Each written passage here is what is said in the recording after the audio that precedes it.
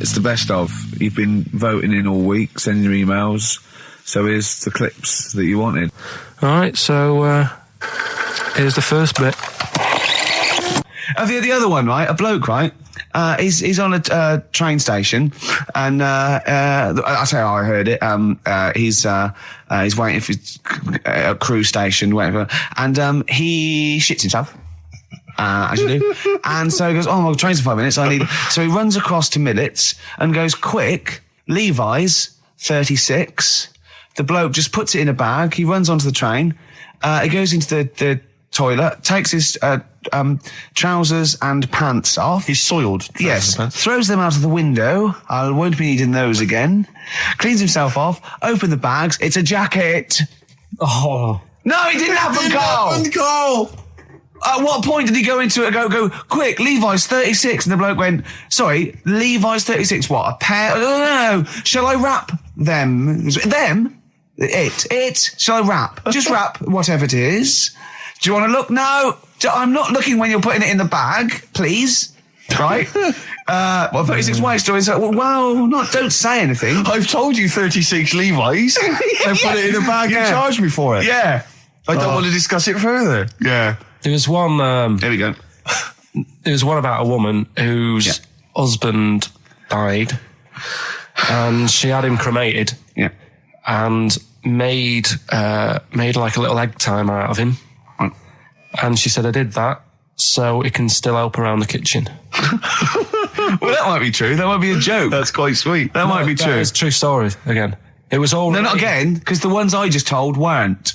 Nor is the boiling the brains in a bag curry microwave head story true. Yeah, that's all. Yeah, Rick, I don't know, I just wanted to bring your attention to this. Someone passed this on to me. It's from the Guardian's media website. There has a sort of website that's dedicated to kind of media information. Is this about our complaint? Well, the headline is Comedian Rapped Over Radio Innuendo. Right. Jessica Hodgson has written the article. Are you familiar with this? Have you seen this? Be careful now, because we actually got a complaint. A lot of people don't know this. We got a complaint upheld, and all of this we're very sorry. We didn't mean to offend, and it was a while ago. So we are going to be very careful. Carl's getting very nervous. We're just going to read out. We're not going to editorialise, Carl. We're just going to read out what the Guardian printed about us. All right?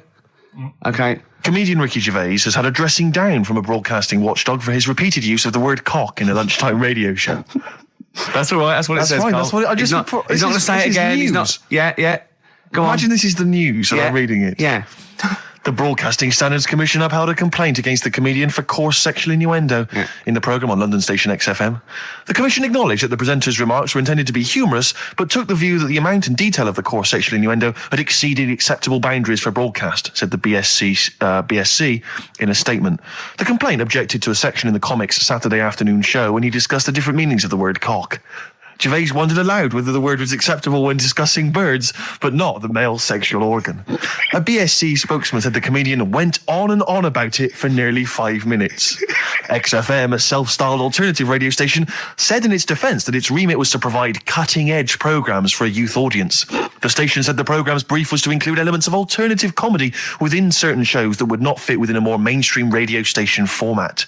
In this particular show, it was not the presenter's intention to shock when they took a humorous look at how the English language could be construed in different ways within different contexts. Gervais, whose big break was on Channel 4's 11 o'clock show, has shot to household status through the portrayal of David Brent, the middle manager from hell in BBC Two's cult show The Office. Just in case you didn't know who I was talking about. Yeah, he's a household name, but they just thought... You might not have heard of him, but he is a household name. Now, that's good. That's good reporting, and they're quite right about it. And just to remind people, it was when Steve said the only bird that hasn't got a penis is the swan, and I went on about the male bird being called the cock, but I couldn't use that to mean, and it was childish. Yeah. But what annoys me is, I'm sure I've heard things on like Radio 1 like that. Oh, what's what's her name in the morning? Sarah Cox. Yeah, and as there's a DJ like Karl Cox. Yeah, so you got Carl. What's the matter? I'm just saying. You're just saying there's a pair of DJs on, but we've done this. And what are you talking about? We're just talking about names. They're just saying the names. Now, I love Cox in the morning. You're a big fan of Cox. And at night. What's the matter with you? Come on, Carl. All right, we've taken it. Have you actually been wrapped over this? No, I don't know what Have you that had a means. dressing down? No. When did that happen? I don't know. I was meant to tell you, and I never got round to it. Okay. Thanks then. So don't do it again. Rowdy Drawn Boy. All possibilities on XFM 104.9. I'm Ricky Gervais, with me, Steve Merchant and Karl Pilkington, and a few new characters. Steve, I can't believe as that. you said, I know you love Moyles and his sort of wacky stuff, and Chris Moore, Edmonds, one of the greats, one of the and greats. Edmonds, and just all Well, I'm going to go along the same sort of vein. I've got a couple of. Can I do a little? Can I show you one? I'm excited. Okay, well, it always starts with a sort of doorbell. Okay. So it goes ding dong. I go, oh no, hold on, Steve, hold on, Karl.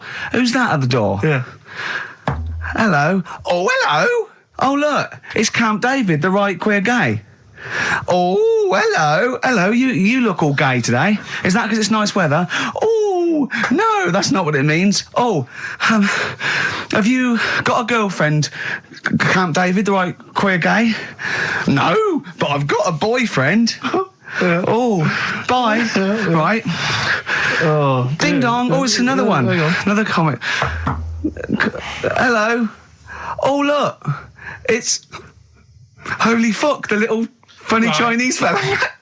Wait, that's his name, Karl. That's his name, Karl. Karl. Hello, Holy Fuck. Harold. Right? Yeah, that's fine. Mr. Fuck, you can call me Holy if you want. No, I prefer to call you Fuck. Yeah. Right? You're right. Nothing You're right. wrong with this so far. No. Have you got a girlfriend, Mr. Fuck? Achoo. Oh, you haven't got that SARS, have you? Yeah. No, that's my girlfriend's name. See? Oh, Yeah. that's lovely. Oh, just before you go, Mr. Fuck, I've got two things here. I've got a nice Trilby hat that you could wear, Yeah. or I've got a little lampshade. Right. Right? Which one do you want to put on your head and Yes. walk around? I presume the Trilby. No, but it's not. No. Yeah. Lampshade. Lampshade, of course. Bye. See ya. See you later. Yeah. I thought they were genius. Can I be honest? I'll be honest. I thought they were brilliant. I thought they were. You didn't steal them off Chris. No, Moyles, did you? no. They're original. They're original Sometimes characters. Chris Moyles has done stuff as good as that. I know, yeah, I know, but no, these are all mine. So there you go. We'll be hearing more from Camp David, the right queer gay, and Holy other Fuck, one, the funny the other little Chinaman. What? All right, Karl. Yeah. Is that your sort of humour? It might not be your sort of humour. You just should have run it past me before you did it. Yeah. What one are you worried about in particular? The not Camp David. Well, No. say his name. No. Say his name. I'm not Which doing one? that. I don't know The which other one you mean. The Chinese fella. Well, I forget who that was. What was his name? I can't remember. Well, if you can't remember, it can't be that good, so we'll leave it. We won't do it again. Right? I'll tell you what I've got, Steve. Oh, what? Tell you what I'm thinking. Go on. Right. Do you know, like, TV programmes sort of get rested in the winter? Ding dong. Oh no. Hang on, who's this? Oh, Go on. hello again. Not now, Mr. Fuck. We're talking. Bye. Is that Holy Fuck again? Yeah. Okay, Karl. Look at Karl's face. Right, okay, that's it now. I'm not answering the door anymore. Right, okay, go on. Right. Yeah. Ding dong, ding dong, ding No. dong, ding dong. He's trying to get in. Don't be impolite, Rick. Come on, Rick. He wants to come in.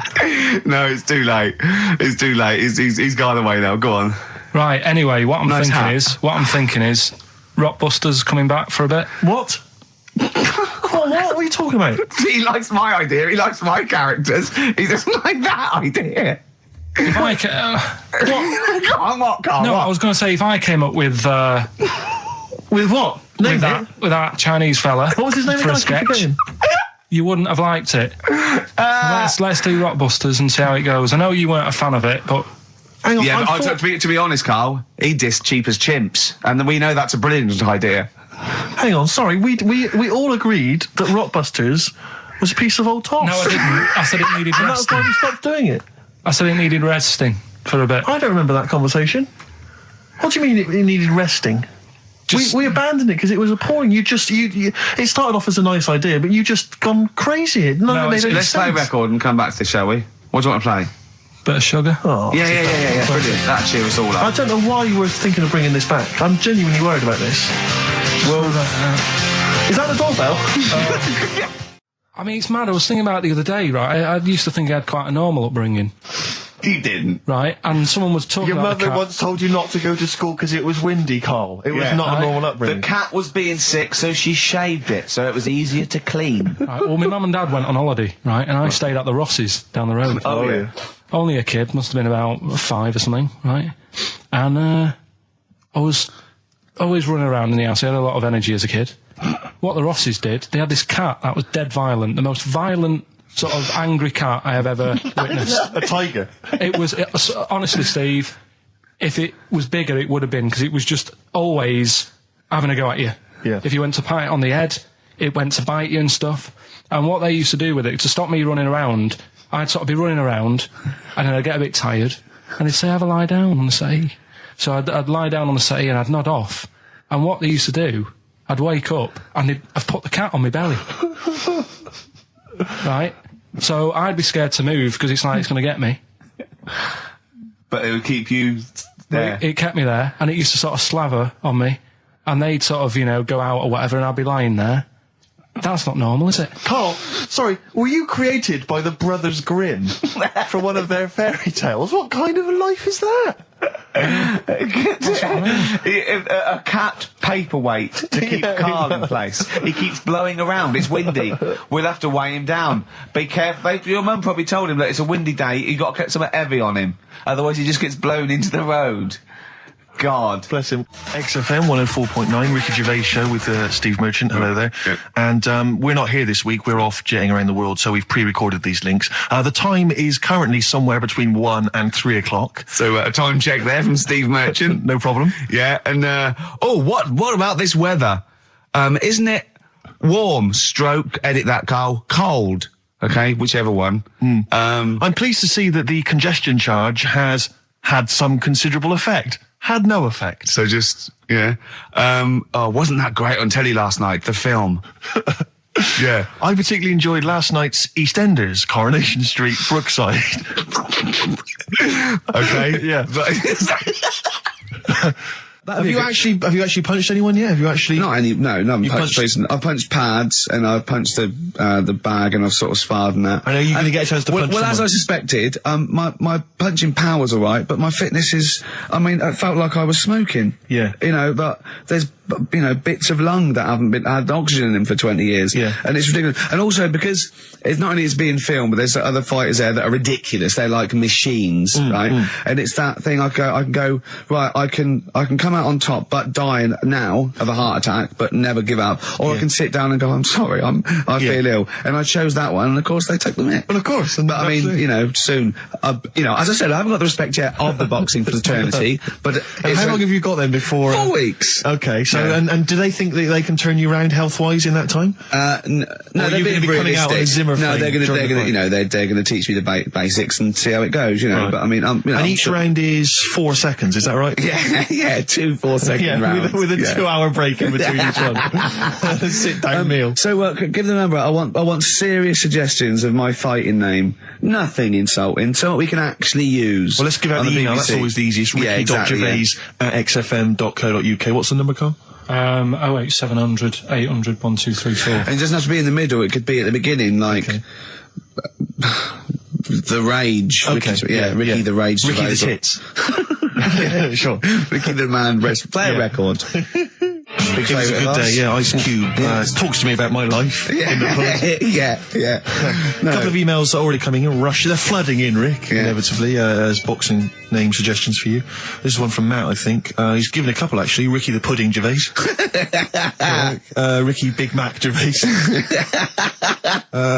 There's a theme here. Ricky Pasty Gervais. The pasty. I quite like the pasty. Here comes great, the isn't it? pasty. As Carl said, he said the thing is, if you have a really good nickname, it's embarrassing when you lose. Whereas if you just call yourself, it's not so embarrassing when you lose. Carl, this is doing no good for my ego. Do you know what I mean? If you have like Killer Gervais. Yeah, and then you end up like vomiting, Yeah. choking on your own vomit upside down, hanging out the ring. What happens if you win? Do you have to do something Whereas proper? there goes the pasty being stretchered off in the first 2 minutes. Yeah, Not such a problem. there he is, being lightly basted, and chucked down a mine. What do you mean? What do I have to do? Say if you beat Grant, say if that happened. Yeah. Yeah, right. What happens next? What do you mean? What happens then? What do you think? Oh, this is a contention fight for the big one. But do they? Yeah. Well, then we make Ricky 2. No, but you know, do you know if they're planning on making more money? Because it's for comic relief, isn't it? So what happens on the night? No, it's for a charity of our Comic choice. relief would make sense. Yeah, Well, yeah, whatever, right? yeah. It was last time. I think it was last time. Is it sport relief? It's not sport. It was last time, yeah. But this is. I think this is a program where And how do we? Sorry, how do you make money for charity from this? Do we pay to sort of for how many punches to the head you're going to take? Or No. I just how think long you're going to last? I assume the BBC donate money or someone or a sponsor or whatever. I don't know. Just donate money because it's actually a program. This is more about a program with a charity angle. So yeah. So as if you get like killed, there's more money and food to go around. Maybe. But no, I mean the thing is, what's the next step? Because if they go like, right, yeah, well done, you've won. Thank you very much. Well, Carl, what do you expect? That its winner stays on? Yeah. Like in a fair where I go out there and I let people punch me. on Bird of Manning. Yeah. And then my twin gets up. Yeah. It's just it's a program. He's not going to turn pro. It's like faking it. Yeah, but what's the point if it's not going to go anywhere? Well, look, Sorry, him fighting Grant Bovey in a ring is not entertainment enough. yeah, what's the matter with you, Carl? Man's going to get his face pummeled in. I'm Ricky Gervais, with me Steve Merchant. Over there, Karl Pilkington, the man who believes anything. I think it might be a condition due to his little round head. Mm-hmm. It's sort of like, it might be a new condition that we can call cranial spherity, and because it presses on his lobes, and the only sort of upshot of that is he's normal in every way, but he believes everything he reads or sees on Anna Nova. All right. Talking of which, Rick, I don't really follow the news. No. It's mainly boring, isn't it? Wars and stuff. Yeah. But I don't know. Well, yeah. Well, it is a war. It's all this nonsense before and after. When it's a war, it's it's in the middle of the war. You can watch it on telly. True. You get results. True. You know what I mean? Like, do you know what I mean? Yeah. Like a test match or something. But it's all this rubbish before and after. It drags on. This recent war seemed, I thought, just generally, it was better presented than the previous one. Because I remember the first Gulf War, it was often during the night, and I couldn't stay up. Yeah, because I think the American had rights to it, like the Tyson fight, so we had to get it at 2 a.m. Exactly. Which is annoying. They had, their prime time and that. Yeah, and a lot of it was in black and white, when the bombs went in. When the bombs going in. So, this time there seemed a lot more colourful stuff. Yeah, it's much better coverage. I think they should win awards. Yeah, well, I'd like for to see it. awards, So, like Channel 4 won for cricket. Yeah, I mean, a few times as well, I was quite pleased to see they actually had footage of the bombs exploding. Yeah. No, good. Well done. Generally, good on you. Well done. Good on you. Yeah, it costs a lot though, doesn't it? It isn't a costly War's thing. a lot more when you got something like a Jimmy Carr game show, which probably costs about $100,000. Yeah, like half an hour of war costs millions. It's almost as expensive as like Terminator 3 or something. Yeah. But I mean, But then you got a variety. Exactly. Sorry, Steve, you're talking, mate. Well, no, I just wanted to make sure you're aware that the World Elephant Polo Championships have taken place. I did get it. I think they mentioned on. Yeah, we won, didn't we? England won. Yeah. Well, my question is, where have they been practicing? I don't know. Do you remember ever at school anyone ever saying to you, "Are you interested in playing polo with elephants?" Do you reckon it was 5 blokes in pith helmets kept sneaking into a whipsnade? Possibly. What are you doing, lads? We're practicing. Get down. Yeah. Get off them elephants. Yeah. I didn't even know we had a team. I can't believe it. No, but it's like Johnny Wilkinson and the rugby lads. They're going to get MBEs, all sorts. The elephant polo boys, nothing. They're going to get nothing. I haven't seen the sun talking like them. To be fair, it's not like horse polo where I don't think there's a stick long enough. I think the elephants kick it, don't they? I think you might be right. I think they're not allowed to use their tusks.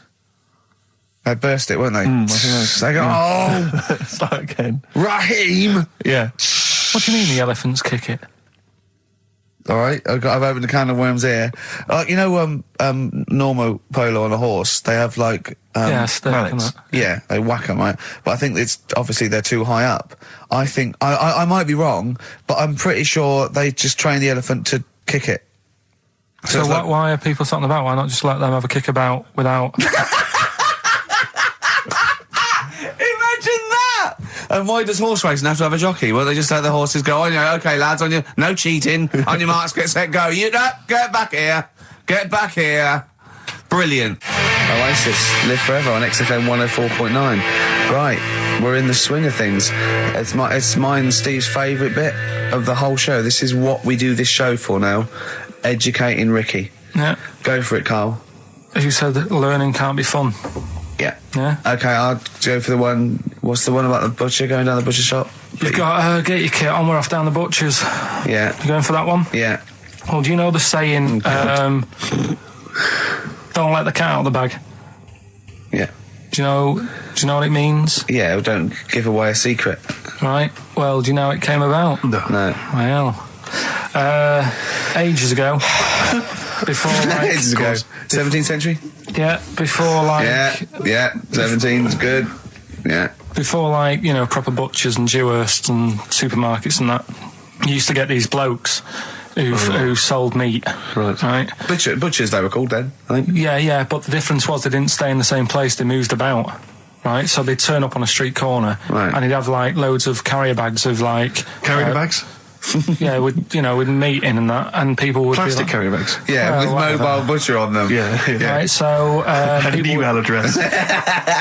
Yeah, go on. people went, right, yeah, I need some meat. Right, so they'd go up to this bloke and say, what have you got? And he'd say, well, I've got a you know, you can have a bag full of pig, or you can have whatever, a bag full of chicken, whatever. Yeah. And they'd go, yeah, how much? They go, oh, you know, call it a fiver, whatever. Yeah. And they'd buy them, and to make more money, they didn't always fill the bag with what they said was in it. Oh, and yeah, I thought that might be the case. Right? Yeah. So what Did they they used ever to put do... cats in there? Yeah. But I don't see what... Okay, so sometimes they would put a cat in the bag They'd put a and cat pretend in it the was bag. chicken or whatever else. Yeah, so Why was a cat any cheaper than a chicken? because cats are wandering around the streets, aren't they? Chickens aren't. So they'd get a chicken, they put a chicken on the top so that when they look in it, they'd go, yeah, that's all right. Got a bag full of chicken. They'd get home to make the dinner, and they'd be like, what are we having tonight? And they'd go, well, you'll never guess. And they'd have like, you know, well, you can have a chicken leg, and, you know... But it we've would be a we've cat. got- They'd have to defrost a pizza. Yeah. Did they mind that they were eating cat then? In those days? He didn't say. He just was saying about the saying, don't let the cat out of the bag. It's like, you know, if they see that, they're going to go mad. I'm mildly disappointed with this story. It's all right if it's true, but yeah, there's something about it. It's just... I want to know more. He always leaves it... Is it Carl doesn't quench your thirst for knowledge, he creates more. I don't know if that's a good thing or not. Well, yeah, he's like the pot noodle of information. Yeah, do you know, he never... I want to go... I'm not nourished by it. It's like if for every fact he tells me, there's 10 others that spring up that I have to get clear. Well, so it was the people that were doing this. It was the dodgy butchers that coined this phrase.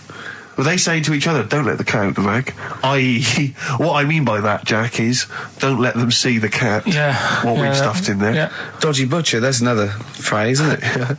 So that's the first one. Is that a euphemism or is that dodgy butcher? As his meat delivered around the back. Sure.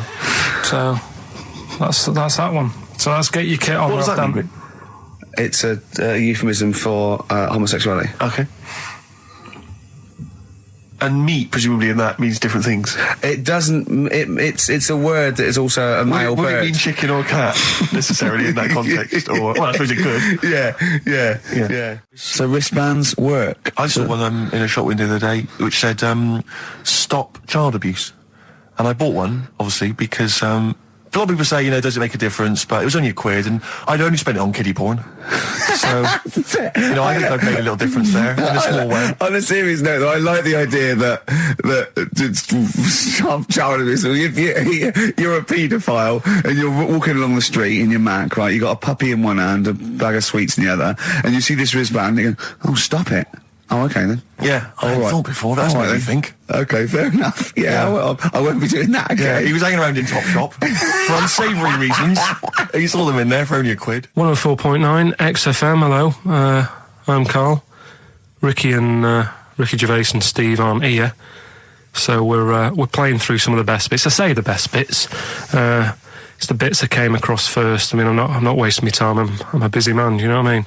So here's another bit. What should we do next? It's too much. Do we need them out of the way? Do we need them out of the way? Yeah, just Let's explain it again. if you're new, I'm sort of on a bit of a mission to find out, you know, we've got a lot of animals and insects in the world and stuff. Yeah. Do we need them all? It still amuses me. So we found out we've got to keep jellyfish. We've done octopus. She said we've got to keep them. This week, snails. Do we need them?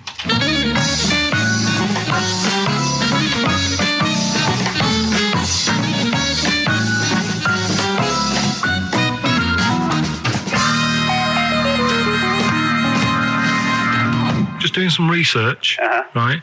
I'm sort of working my way through different creatures and insects and stuff that's on the planet. Yeah. Right? And finding out if we need them or not. Right? Yeah. Do you know much about snails? Well, sea snails. Well, yeah. Snails in general. Don't know much about snails, land snails. I know a bit about sea snails, like whelks, top shells, that sort of thing. Would you say they're important? What sort of sense do you mean by important? Say if we had to sort of get rid of some animals and insects and that because we're running out of room. Right. Do you know what I mean? Because I'll tell you what I know about some snails. I don't know if this applies to sea snails as well. I mean, I called you today because a lot of other places are shut. Yeah. Right? So I know they like to eat stamps, apparently. The glue on stamps. They love it, right? Right. Apparently a lot of letters and stuff aren't getting to where they're meant to be getting because snails are crawling into letterboxes and eating the stamps. That obviously doesn't apply to the sea ones, but that's a problem they're causing. All right. Were you aware of that? No. I didn't know that. Bet you're glad you answered the phone today. Right? They love beer. Beer, yeah. Who doesn't? And also, I don't know if this is right, but I heard that they sleep for 13 years, or can do. Right. I wouldn't know if they can sleep for 13 years or not, but I mean, sea snails are pretty important. Yeah, they do quite a good job in the sea. They graze on algae and they provide food for other animals. I mean, you can say that about any fish, or any animal. Why do they exist? Would you be upset if someone said we're getting rid of them? Oh yeah. You would be. They're an animal, I wouldn't. Forget being like favouritism and all that I get for them, right? There'll be other things knocking around you can sort of spend your time looking after. You'll still have a job. Don't be worrying about that. Because I'm not going to get rid of all the fish. Jellyfish need looking after, so you're safe. Yeah. But do we need them?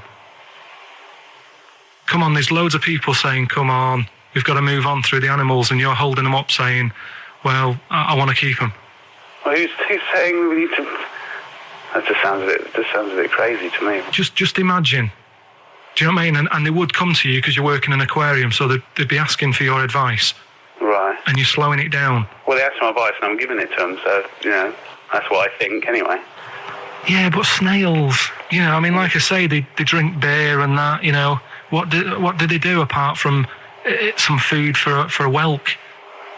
They were around, their descendants were around a lot longer than we have been. Yeah, they've been around a long time, but what have they done? Well, they survived that long, so they must be doing something pretty good. Well, apparently they sleep for 13 years, so really, even though they've been around for ages... I think that sounds a bit... But I don't think they sleep for 13 years. Not all of them, just the tired ones. So, snails, do we need them? Well, yeah, I just think they've got to... Just as, it's not for us to say, do we need them or not, we can't. So you think we should keep them? Yeah, definitely.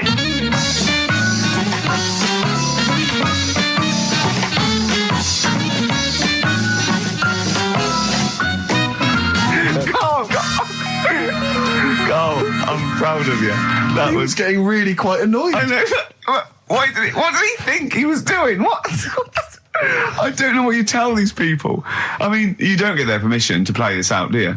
You just don't say the that. thing is, right, I sort of told him what it was about, but we won't say who he is or where he works, because it doesn't matter. I just needed to speak to someone who knows. I know the fact that you were trying to get an answer out of him by suggesting that he would be safe, because he could look after jellyfish if he gave the okay to destroy snails. He was getting livid, you can tell. Oh, God. Brilliant. So he's been around a long time, but what have they done? That was great, Carl. Play a record. Well done. Bit of Amy Man. Oh, I'm obsessed with this song, Red Vines. It's brilliant. Guess how many balloons it would take, helium balloons, to lift a human up? Go on. 6,000. Should we do it? If you want. Brilliant. Next week, that's got to be a challenge. Can we, is there a sort of balloon company or some sort of, party company that are willing to sponsor us to lift Karl into the air Right. with helium balloons. 10 feet off the ground, where we'll tether him down, right? Is there someone willing to pay for 6,000 balloons to try and lift We Karl could maybe up? get some kind of company to sponsor it. I'm thinking like Electrolux, if they're going to sponsor puddings. If they're going to sponsor puddings, and celebrities, Russ Abbott, they will sponsor Karl being lifted. Heat magazine, come on. They're big selling, very successful magazine there, and they know about Karl because they've mentioned him. Heat magazine, can we have a heat balloon? Yeah? Oh, 6,000's an awful lot, into the Rick. air. It's the heat 6,000 Karl challenge. Lift Karl 10 feet into the air. Yeah. Come on. What about if it was Karl and Dr. Fox? We could get 2 different balloons. I think we need a lot more than a lot more 6,000 for Fox, isn't it? Mix, yeah. The height. I just explained what I'm laughing at, right? We just had a call from someone saying his company would sponsor Karl, right, to be raised by all these balloons if he could have a walk-on part in the office. And we immediately went, we're worried about that sort of thing. You can't really promise that artistic, And I was worried about the legality of it as well. How can you promise someone that for personal gain that's a private and all that sort of stuff, right? And I went, I don't know. And anyway, put the phone down to him and Karl went... I love the fact you're more effing worried about that than me being raised 30 feet in the effing air. You started getting scared, did you? Are you worried about it? Well, You're quite excited about the idea of the challenge, aren't you? I like the idea, but I want like... Why do you like the idea, Karl? Oh, what if it went all wrong and we're there going, the humanity of it. I think we need Karl, to get... he's just And the rope would pull out my trousers. Oh, no, it's definitely got to be Dr. Fox if that's going to happen. God. Oh, we've got to do this. So hang on, but let's just think about because wait a minute, we say this, but we'd have to get all kinds of health and safety people involved. No, we wouldn't. Of course we can't just start raising you in the air. No, you're allowed to do it on private land, aren't you? Look what happened to the Hindenburg. No, but I was just saying there was lots of people died. Listen, look, all we do is we get someone, right? But what if he gets loose and he just floats off into the air? We never, and he meets his magpie that he lost. He used to peck his grifter. Balloons. His balloons. So I'm so excited about this. Listen, we've got to do this. No, but Please. shut up a minute. Let's just stop and think about it. It's Right. 60,000 balloons. Look, no, it's not. It's 6,000. But 6,000 balloons, that's a lot of balloons. No, it's not. No, it's don't not. be silly. For 6,000 sponsorship, people pay for... no, listen, it's worth it. There must be a company out there that'll pay for this, just so we can film Hang it. on, is there not an easier way of just getting one big balloon? Then the challenge is there's no challenge then. No, it's Yeah, got it's to be. not as It's funny. got to have people coming up and hooking balloons. It'd be like Buckaroo, and the person who puts the balloon that actually raises him 10 feet wins a prize or something. So hang on, so what we've got each person with like 500 balloons. Yeah. That's mad. Can you imagine how many balloons that is? That's ludicrous. 6,000. Yeah. That's an awful lot of balloons. I don't know. There must be someone that could do this. Oh, look, people have walked on the moon, for Christ's sake. We can raise Karl Pilkington with some balloons. Yes, but they had a NASA budget. We've got XFM behind us. Yeah, but balloons. Yeah. Balloons are cheap. You can get about a pack of 25 for about 150. Right, fine. No. True. Yeah, the helium, though, Karl. You can't just, attach yourself to a pack of balloons. No, but What, you think we blow them all up? with helium, Right. Oh. off you go. But then we can do something with the balloons, can't we? Like, release them afterwards. Oh, we'll release them back into the wild. Brilliant. As a sign of peace. Fly, my pretties, fly. Listen, Be free. I am so excited. I've not been so excited about until I thought that Robin Ince was going to stay in my cupboard for £1,000. Look, we've got to do this. 6,000 balloons. I don't think it's going to happen. That's an awful lot of balloons, and I just I don't see how we can tether them all to Karl. He's a small man. No, but because you have them at different lengths, don't you? yeah, exactly. Karl knows. Can you think about the logistics of this? Oh, someone must know. There must be a company. There's a bloke willing to do it. I know he doesn't know the technology of it. He's willing to sort of stand up. And What if so- a company just Come on, has we- access to helium like that? But we can do this. Come on, and London, someone's done Londoners. It was on the internet already, so someone obviously has done it. Yeah. So they didn't say, we can't get all of the balloons. No, they probably worked it out, didn't they? I can't, Karl, you're more excited about this than anything else, about your education, about your exam results. is You're so exciting. excited. And we'll have a little rope. It'll be like flying a little kite, a little Karl. Let's go, Karl, what will you wear? Like a one-piece jumpsuit? Yeah, it'd be lovely. With sponsorship all over it? Oh, it'd be Yeah. great. You're like Jackie Stewart, and just as you go up your little face, oh my God, I'm not going to sleep until this is done. This is the most exciting thing ever. Only 10 feet. 10 feet, yeah. And We we'd need some kind of rope to sort of tether you to the ground. We don't want you sort of flying off. It's going to be great. And he'd have a little crash helmet and everything, and little Dee boppers on the crash helmet, like he's a little flying ant. Definitely. We give him a little, oh my God, can we give you an outfit like little wings and everything? Can we paint your face with like children's No, I'm paint? not doing all that. Why? Oh, because that would be silly. Oh, please, Carl, do this. Do it. We'll do it for charity. Yeah? All right. Yeah? Oh, this is We'll do it for children in need. Please, just phone in if you can help us. Lift Carl up 30 feet. Let's say 30 I think feet. it has to be a decent... Yeah, it has to be a decent height. Is there a world record? Because we want to break that if we Yeah, I want to break that. What is the world record for raising a man by balloons? Yeah. Okay, so listen, let's just finalise details here. We've got... I'm so excited. Email address, ricky.gervais@xfm.co.uk. Ricky.gervais@xfm.co.uk. What's the number? The number, Carl? 08700 800 1234. Give it again. Lift Carl. 08700 800 1234. Sponsored by Heat Magazine And or something. maybe even if you've just got an idea about how we might be able to organise it, how we're able to get it done, if you've got contacts, anything, just get in touch, give us some information. Oh, that'd be great. Carl, we're going to try and get Carl in the air. Anyone that can help us, take him up with helium balloons. Our friend Johnny Mango called again, and apparently the record's 11,000 feet. Carl is getting a little bit nervous. Yeah, the world record is 11,631 feet raised by hot air balloons. Yeah. How tall's Canary Wharf? It's 11,631 feet. Exactly. I don't know, Carl. Is it? How much higher? It's a long way. More. I'm not doing that. Because I'm like 6 foot something. Yeah, think of that. Just look at Steve.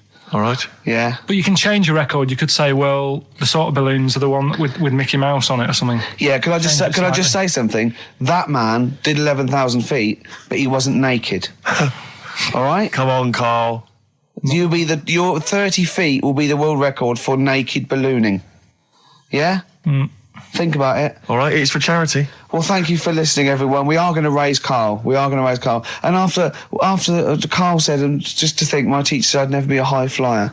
So this is your chance, Carl, to shine, to fly. Steve? It'll be brilliant. Oh, that was great. That was very, very funny indeed. What a wonderful clip that was. I enjoyed Do you it. remember that? Yeah. Wow. It was a few weeks ago, wasn't it, really? I mean, I think it was last week. we'd have to have very, very bad memories not to remember that hilarious clip. I'd like to hear that again maybe in a couple of weeks' time when I'm away. Yes, absolutely. It's embarrassing, isn't it? Mm-hmm. And but the good thing is, on telly, I feel a bit guilty about putting out shoddy rubbish because I'm getting paid an awful lot. Yes. But here, I don't give a They can bleep that. They will do. And Darren Brown, the sort of magician, mind reader fella. Right, yeah. He comes in, he sits down. I'm a bit sort of... bit spooked by him straight away. Oh, you're spooked by him straight away, Yeah, there's a weird thing about him. Right? So anyway, he sat there, and I'm watching him. Is it because he was naked? Checking, seeing what he's, looking at and stuff. Yeah. So anyway, he gets his paper out, and I think, right, he's going to do a bit of trickery and that. And he says to me, right, write down a number and a name, right? It was between a two-digit number, and a name of anyone you know. Yeah, right. Now the thing is, I thought of the name because I was telling Steve earlier about the kid at school who I fell out with, right? Yeah. Over that girl who was called Aris, Yeah. right? So that name was like in my mind, ready to go, because I didn't want to use anybody's name who I knew, sort of now, because maybe you've mentioned it in the past. Do you know what I mean? I couldn't say Suzanne. I knew Colin Makin anyway. Yeah, well, do you know what I mean? So I picked a name, yeah. Well, I thought you might have been thinking about Auntie Nora. So I picked this name, right, that you three didn't really know about, right? Number just came to mind, right? So he 42, says, right, we were never thinking of that. 42, right? He said, right, just keep saying it over and over in your head. And I'm there, and he's saying all these sort of different numbers at me, and I'm trying to throw him off a little bit. Every time he said a number that was nothing like 42, I was sort of smiling, looking a bit nervous. Yeah. Don't know if you caught that, right? I just all I could see was you looking sort of blank. When he said, let your mind go blank, you'd realise he picked on the wrong person then. Right? So you had to squeeze his head to get it going again. I said, Darren, if in doubt, he'll be thinking of monkeys. And Darren looked at Carl and he said, were you thinking of monkeys? He said, I tried not to and I thought of them more. right, that's true as well. Yeah. Right. So I'm there thinking of these numbers and that, and then he said, right, let's just talk about other stuff for a bit, right? So I was like, well, I'm not going to say anything. Yeah. Right, because I don't want you to catch me out. But then when we were talking, I was trying to like knock him off track. Clever. Do you know what I mean? Do you know what I mean? I played a bit of hardball with him. Yeah. I was like saying, because we were talking about aliens and that as well, weren't we? And I was saying, well, you know, they might come and land again in 2060. Clever. You know what I mean? Dropping in different numbers and that. And so doing all that, playing him at his own game. And I think I had him for a bit. On the ropes, right? So anyway, comes down to the time when he's telling me the name and the number. Yeah. And, well, he explained what he actually did. I mean, that was... He said, just think of a number at the end of it. And he said, oh, is it an I? And you went, it wasn't an I, but there is no, okay. And anyway, he got the name. Harris. Then he went and said, "Do you an extrovert?" And he wrote down these numbers. Well, he wrote down some numbers and he said that if you're an extrovert, these are the numbers you tend to choose. If you're an introvert, these are the numbers you tend to choose. And he wrote them down. And he said, I don't think you're really an introvert. I don't think you're this. I don't think you're that. And I think he came up with the number 32, didn't he? He said to you, you're thinking of number 32. You said to him, no way. You couldn't believe your luck, could you, when you'd caught him out? But he said it's either 42 or 32, didn't he? Yeah. Well, no, but it was beside the point because then he said, you know, rather brilliantly, hang on a minute, if you just add up these numbers here, that adds up to 42. It was a magic if you add square. Up those numbers, that's 42. That's 42 across diagonally there. That box is 42. All the numbers that added up on the page, whether you go across, sideways, down, across, whatever, always added up to 42. Yeah. Right? And he's got the name Harris. Which freaks you out. He freaked me out. I kept saying to him, how do you do it? How do you do it? And he wasn't telling me. I was talking to people at work about him, and one lad said, apparently the trick that he uses is the same thing that Hitler did. Play record. No, seriously. Apparently it's the same thing because he was saying... What? Play record. No, just let me finish because I've even ran it by other people to check if I'm right on this. So let's do play record and come back Because to the this. people in the XFM office, I mean, they're pretty wise. They're up on that stuff. No, he used it in a different way. Play record. No, hang on a minute. Let me hear it. All it is power of suggestion, apparently. And when Hitler used to do his big speeches to people. Yeah. So what should we play? Come on, finish your point. Well, that's about it. Who I'm told just you saying. that? Ian Canfield. A few different people. All right. The big thinkers out there in the XFM office. The brain boxes. But anyway, right? It's because Magnus Magnusson works on it now, doesn't he? Right. Listen. Or was it Paxman? Was it James Paxman? I'm Ricky Gervais, with me Steve Merchant, Karl Pilkington, pressing the little buttons there. XFM 104.9. What's that little Well, I think I do more than press the buttons. Right, see, this is it, right? Karl has had a little strop on since last night, okay? And He's had a little strop on? Yeah. You said strop on. I just wanted to clarify. And, I don't know why. He says that I'm an annoying person. He says that I wound him up, right?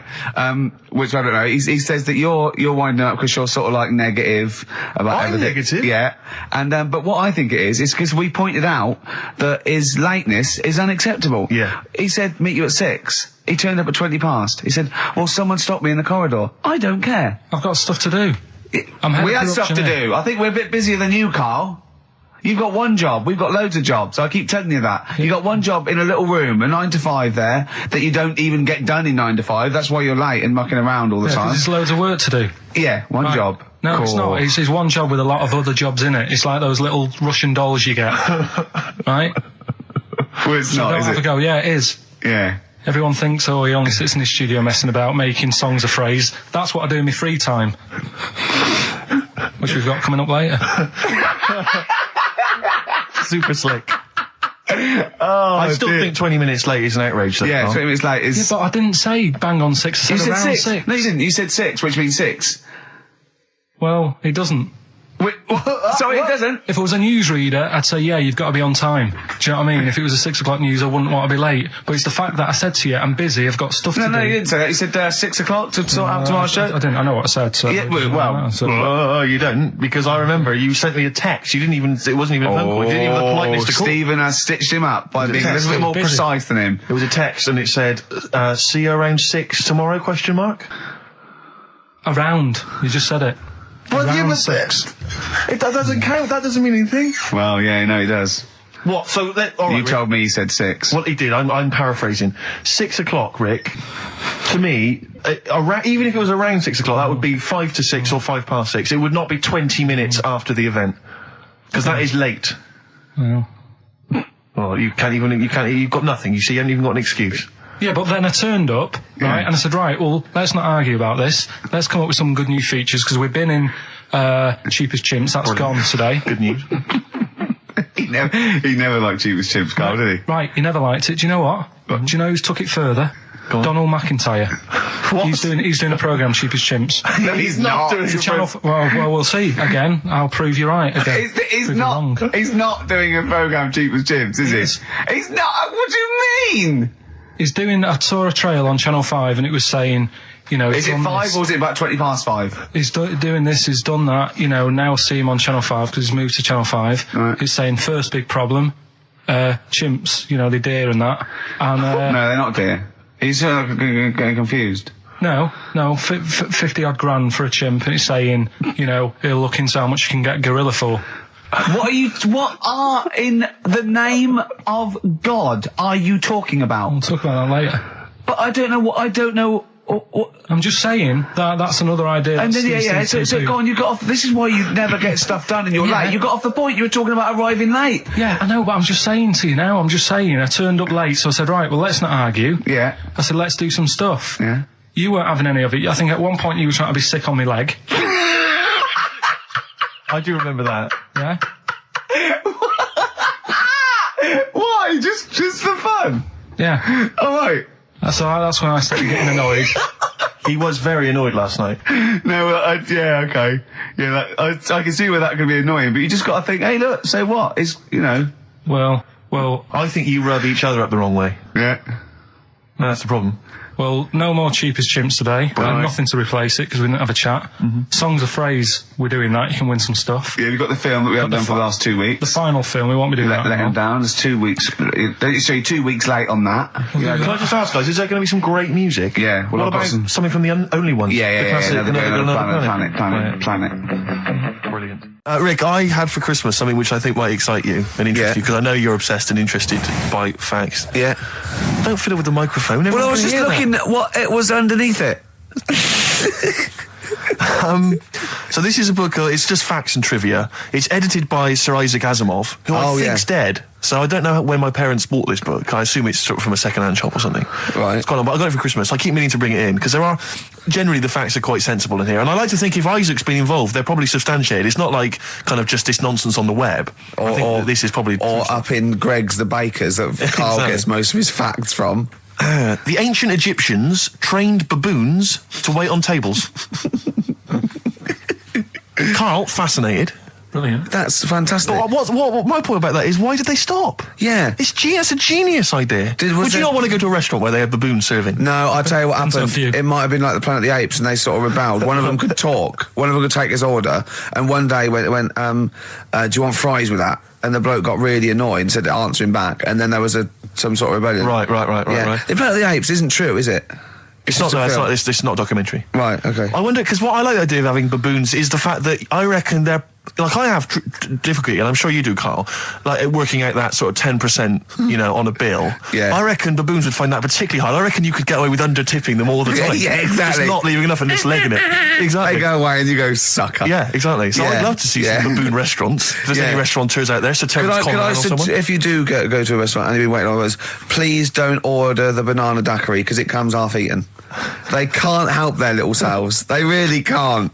They're okay with, like, beef and steak and chips and all that. But there's a little bag. I go, do you... Can you imagine that, the baboons serving at waiting tables? It's genius. Just stop to think about that. It's absolutely incredible. Yeah. It's absolutely dynamite. Yeah, that's a See, good zoos fact. would be a lot more popular if there was like the canteen and you could go in If and they were serve. serving tickets to two, one Exactly. child. Well, okay, go through there. But I think they should do other things, like in the Flintstones, they used to mix cement in that bird's kind of... Pelican, yeah. We should start doing that again. Because that also happened in ancient times. Yeah, exactly. According to the Flintstones. Yeah, before they had proper cement mixers, that's what they did. That was how they did it. Definitely. Right, next one. Which one's the next one? Oh, what about your paper round? Right, the paper round one. Paper round, I'd still say it's the best job I've ever had. And he means it. No, I really enjoyed it. It's like, you don't have to work with anyone else, right? So you make your own rules. Just think of that. You you're sort of You're around. spreading information Well, yeah, to people. yeah, Vital you're information. giving a service, Yeah. and no one else is around. You know, you can just do what you want and think about stuff whilst you're cycling around on your bike. It's really good. Yeah. So anyway, Imagine the stuff he's thinking about when he's riding around his I bike. can't. Oh, so getting in the head of a salamander. So anyway, I loved it, and even though I only got like 50p a day, right, no matter what the weather was like and stuff, I used to get up at 4:30 and go and do the round, and Why'd you get up at 4:30? because I wanted to watch the Pink Panther at 5:30, so I wanted to get me paper round done. I said, why didn't you watch Pink Panther? And then did the he went, oh, I can't sit there thinking I've got my paper round to do. He'll ruin it for him. Yeah. So is it a good job or not? So 4:30 I was up and about, and this morning it was like winter, really bad winter, bad snow, you know, freezing cold, really windy and all that. And my mum said to me before I went to bed, she said, don't be getting up tomorrow, I'll give you the 50p. I said, it's not about the 50p. So, you know, people want the papers and stuff. So, conscientious. so anyway, I went to bed thinking, you know, that's it. I've told her I'm still going, so, you know, whatever. Go to sleep, get up in the morning, and put all my kit on. And I used to have layers of clothing on because it was really cold. I had like a big anorak on with the fur on. I had like waterproof pants, and I got my paper round bag. And I went downstairs to get out and tried to open the door, and it was locked. Oh, God. So she'd locked it so I couldn't go out. So I'm searching around the house looking for the keys. She must have hid them somewhere. I thought, oh, God, you know, I've got the papers to do. So I thought, how can I get out? So I went upstairs, climbed out of the bathroom window. God. Right, and to try and jump out of the bathroom window onto the porch. But the problem was, I had so much gear on, I was like the Michelin Man. So I could hardly move as it is. Yeah. And I try to get out the window, and I'm like, try to stretch down like that, get my foot on the porch, and my bag got caught on like the hook of, do you know, like how you have a hook so you can put the window open? Right, yeah, The little arm goes on. My bag had got caught on that. I was holding on to the wall and my foot on the thing, so I couldn't sort of pull it away in case I pulled it away and then fell on my head. Yeah. So I'm stuck there. Dangling. My dad comes back from working nights. Yeah. He thinks I'm a burglar. Gets out his gun. So he's shouting and stuff, going mad and going, Dad, it's me. And he had to give us a hand using a... He's heard that wily trick in Manchester before. He had to help me using a washing prop thing, a big stick. What did he do? Well, he said, just hold on for your dear life, and I'll sort of push the paper bag off the hook. Why didn't he go upstairs and sort it out? It was at that point where I was in the middle. There was nothing you could do. Do you know what I mean? It's at that point where you've just got to make a decision. Yeah. And by the time you go upstairs, who knows what might have happened? Sure. Do you know what I mean? You've got to act there and then, not messing around. Yeah. So And you could hear downstairs, now here he is, the Pink Panther. Yeah. Dad! Hurry up. Pink Panther. Ever so pink. Oh. So that was close to death because I must have been about 30 foot in the air. So to cut a long story short, he gave me about 4 or 5 near-death experiences, and he went, and the whole point of this, he went, so that's why I think I'm going to die of something horrible, like cancer. And I went, why? He went, right, you ready for this? Yeah. He said, well, I don't check my balls. Wait. He said, I don't like the feel. Carl, always check your balls. Do you I check don't like the yours? feel. Why don't you like the feel of your own balls? They just... I mean, you know that I don't like bodies anyway. Right. Do you know what I mean? It worries me a bit that you've got all that going on in your body, right? And your skin's keeping it all in place. Stop. We're going down a whole other avenue of discussion. Let's play a track. Let's come back to it. Lou Reed, with a little help from David Bowie there in the background. Satellite of Love on XFM 104.9. I'm Ricky Gervais, with me Stephen Merchant and Karl Pilkington. Now, Steve, you know how Karl won't do anything outside his jurisdiction. He moans about stuff. He's got one job. We're doing about 5 things in the week. Always plate spinning. We just turn up and he's always available. He moans about it. He goes, oh, lucky you caught me, right? He's chatting. He just He's one of those people that whinges enough and people think he's overworked. So he got Mondays off, right? He's just a whinger. Yeah. I haven't got Mondays off though, have I? Yeah, well, anyway, 2 hours on a Saturday. This is what the phone message he left me Wednesday on my mobile, but I just is chatting about certain things that are going on at the moment. What he does need to know. Duncan, who mentions, is my agent, and you know you'll understand a few other things. But this is the sort of message I get from Karl, right? Whinger. Old messages. Alright. 12, Wednesday. Just getting loads of people calling me all the time about Yesterday, DVD's signing for BBC London. I don't work there, but I've been dragged into that. I've got a woman on leaving a message from Talk PR going on about do you want to go and see Pop Idol again? Right? They're just saying you and some listeners can go. So I'm sure you'll love that. I've got Jim Benner wanting you to introduce the tin buckets at the Astoria. So can you just let Duncan know that I'm doing his job whilst he's sat on his arse with his thumb firmly up his arse? Can you let him know that I'm running around like a here sorting shit out for you? Alright, see you later.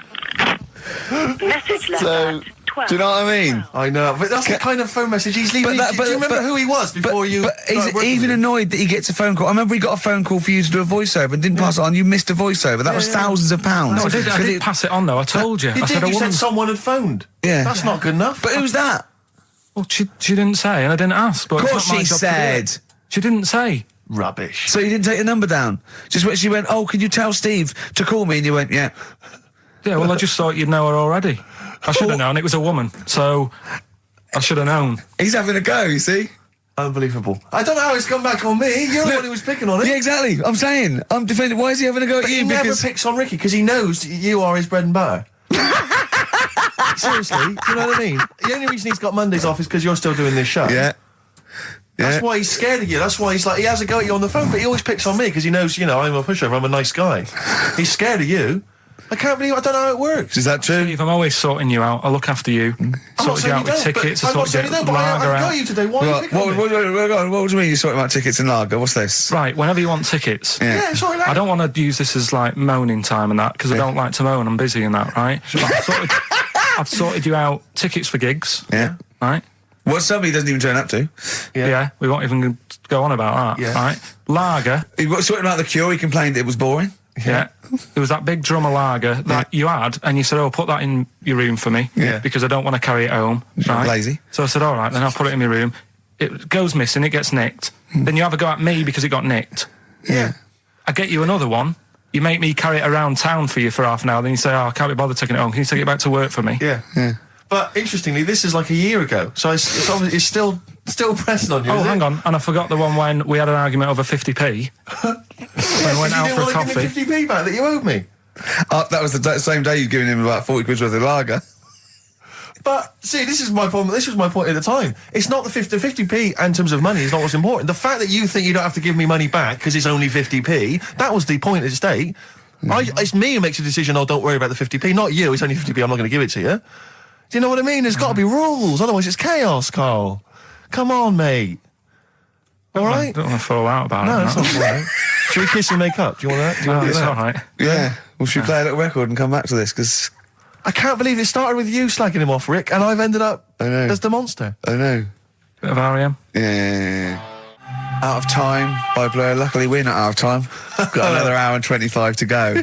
So it's not over yet on XFM 104.9. I'm Ricky Gervais, with me Steve Merchant and Karl Pilkington. We've had quite a lot of emails, as ever, Rick. I should just say, because we're very lazy. It's a much listened to show. We're very lazy people, and we rarely reply or read out the emails. But I never read the emails. Absolutely so never I read rely, if I haven't replied to them, or my mail, Steve opens my mail and reads my emails. So if I haven't replied, it's just because he hasn't passed it on to me. Yeah. Okay. But I haven't passed it on to you because I know you'll never reply. Sure. I'm just cutting out that. But I just want to say thanks for the emails. We do read some of them, and we do appreciate the fact people send in jokes. I appreciate it. I love it. But as long as I have to do anything towards it. Sure, we had an email from Jack. He just said he missed the last 2 weeks' shows. Has he missed anything? Not really. No, it's the same stuff. Same old I rubbish. think last week Carl was having a go at Chinese people not aging well. He had a go at the gays, and he came up with a ludicrous story about a monkey that was impossible. Yeah, exactly. So I don't think Jack's missed much. Go on. We've just had an email from the Pringles people. Oh, right. Good, because it's finally started to happen. I hear these stories about people getting given cars and Armani suits and trips abroad, and we haven't had no. But finally, people are starting to, realise what we're doing, our impact on society. Yeah. And we've got a whole box of Pringles sent to us. Not on those little tubes, the proper tubes, the foot-long tubes. Yeah. So You know, and what have they said? Well, the Pringles guys they want have them said, back. No. They've said they like the show, and if you want more Pringles, give them a call, and they'll send you I more want Pringles. more Pringles. Yeah. I bloody love Pringles. Yeah. Pringles are. The thing about Pringles is, they're Moorish, right? Yeah. But how would I put it? You know the sort of thing when I open them. Yeah. And by that when I pop. Right. Yeah. I have to eat the. Well, okay. I'm gonna put this. When I pop, I can't stop. What do you mean? I don't. Well, when I pop them open, I can't stop eating them. Right. Open. When you pop, you can't stop. Yeah. Yeah. I think that's because of the chemicals. I think that might be the reason. But they're good chemicals. They're good chemicals. They're the best chemicals. Pringle chemicals. They're not bad chemicals. Like Lovely. you're using chemical so warfare. yes, I want some more Pringles. Bob Dylan, It's All Over Now, Baby Blue from 1960 something. Bit of trivia for you, Steve. Go on. That is the last record we ever played on the old XFM before we were fired. I bet that was a moving moment for about 8 people. I just thought of something. You know that thing we did about, they said that we just cared about the money, selling it to America? Yeah. If we cared about money, would we be here now? Do you know what I mean? I know. I think this proves that we don't do things for the money. Exactly. Jesus. All right, Carl? Couple of emails. Monkey Matt's emailed us. Who? Monkey Matt. Oh, Matty, yeah, go on. Yeah. He says... How's the Monkster? He's all right. He says, Carl has missed a cracking headline from The Sport. Hide-and-seek champion found dead in cupboard. I hope it's real. I don't know if it is. I doubt it. Feeder. Do you know what? I'm annoyed at now, right? We've got another ad break coming up. How many ad breaks have we had in this show? I know. Carl, how many ad breaks have we had in this It's show? only about 3 an hour, 3 or 4 an hour. 3 or 4 an hour, so about 3 minutes. So 20 minutes. 20 minutes is wasted on shite. I mean, apart from the stuff we talk Well, about. it's funny you should say that, because someone said to me last week that they felt that there were more adverts now on the show than there used to be. Are there more adverts Rick, in I the show? think, though, I think, just checking some of the emails, I think that's because people are requesting them. They find them more entertaining than what we're giving them. But can't we sort this out? Oh, don't go on about it. No, can't we though? Why can't we have less? Why have we got so many? Is it? It happens, doesn't it? Well, no. You can't listen to radio in after every record. It's bad enough trying to keep me listening with the rubbish we come out Yeah, with. we've got Rockbusters here. Let's get them back. You know what I mean? Don't steal our son, please, lads. Thrills on XFM 104.9. I'm Ricky Gervais. With me, Steve Merchant and Karl Pilkington. Yeah. Little Carly Pilkington, little baldy mank, whinging little twat. How are you? Yeah, all right, yeah. What are you doing? Happy? Feeling a bit happier today? You look as full of spunk, as they say in America. Yeah, I'm all right. Just a bit of a miserable day, though, isn't it? Yeah. A bit miserable. Yeah. Walking in today, right? Do you know I walked through, like, the sort of the gay district of London and that? Right. You don't walk, you mince, don't you? I'm just walking through on the way to work, and I'm always interested in their little shops and stuff that they have, right? Loads of... Their little shops. There's don't be ashamed of. If you want to go in and buy something, go in and buy something. I'm just having a look at, looking in the windows and stuff. Little postcard just near the entrance. Yeah. That's meant to tease people in, to make people go, that sounds good, I'll nip in. Right? Little postcard. Free butt plugs with every sale. That's great. How did we get from 5p off milk to free butt plugs with every sale? Wow. What society come to? Well, it's because we're liberated, Rick. Yeah. It's an open What society. did you buy to get them? You didn't buy... I didn't. But what's the purpose? What, of the poster or of butt plugs? Butt plugs, because I really honestly You don't. shove them up your arse, don't you? Whoa, slow down, bum. Shove them up your bum. Yeah. But when is that? Just like when you're doing whatever, doing stuff around the house, or I think it's not to keep things out. Is it like you would use a plug in the sink to keep, the water in the sink? Oh, if you're not gay. Get that? Oh, yeah. No, I know what you mean, yeah. I don't know. No entry. What is it? I mean, I don't understand what I that's don't know. I assume it either feels good or are they... well, I've got to be careful here. Or are they sort of like breaking it in? Right, yeah. Do you know what I mean? like it's like a shoehorn, or Yeah. you know, It's or like when you stick paper in your shoes if they're a bit tight. or those people who sort of like put little bits of wood in their lips, and then as soon they've got big plates in their lips. Yeah. Same as the butt plug. It means you can, you're ready for anything. I don't know, do I? Look at Carl's face. Well, if you know what butt plugs are used for, then why not get in touch? Gervais at XFM.co.uk.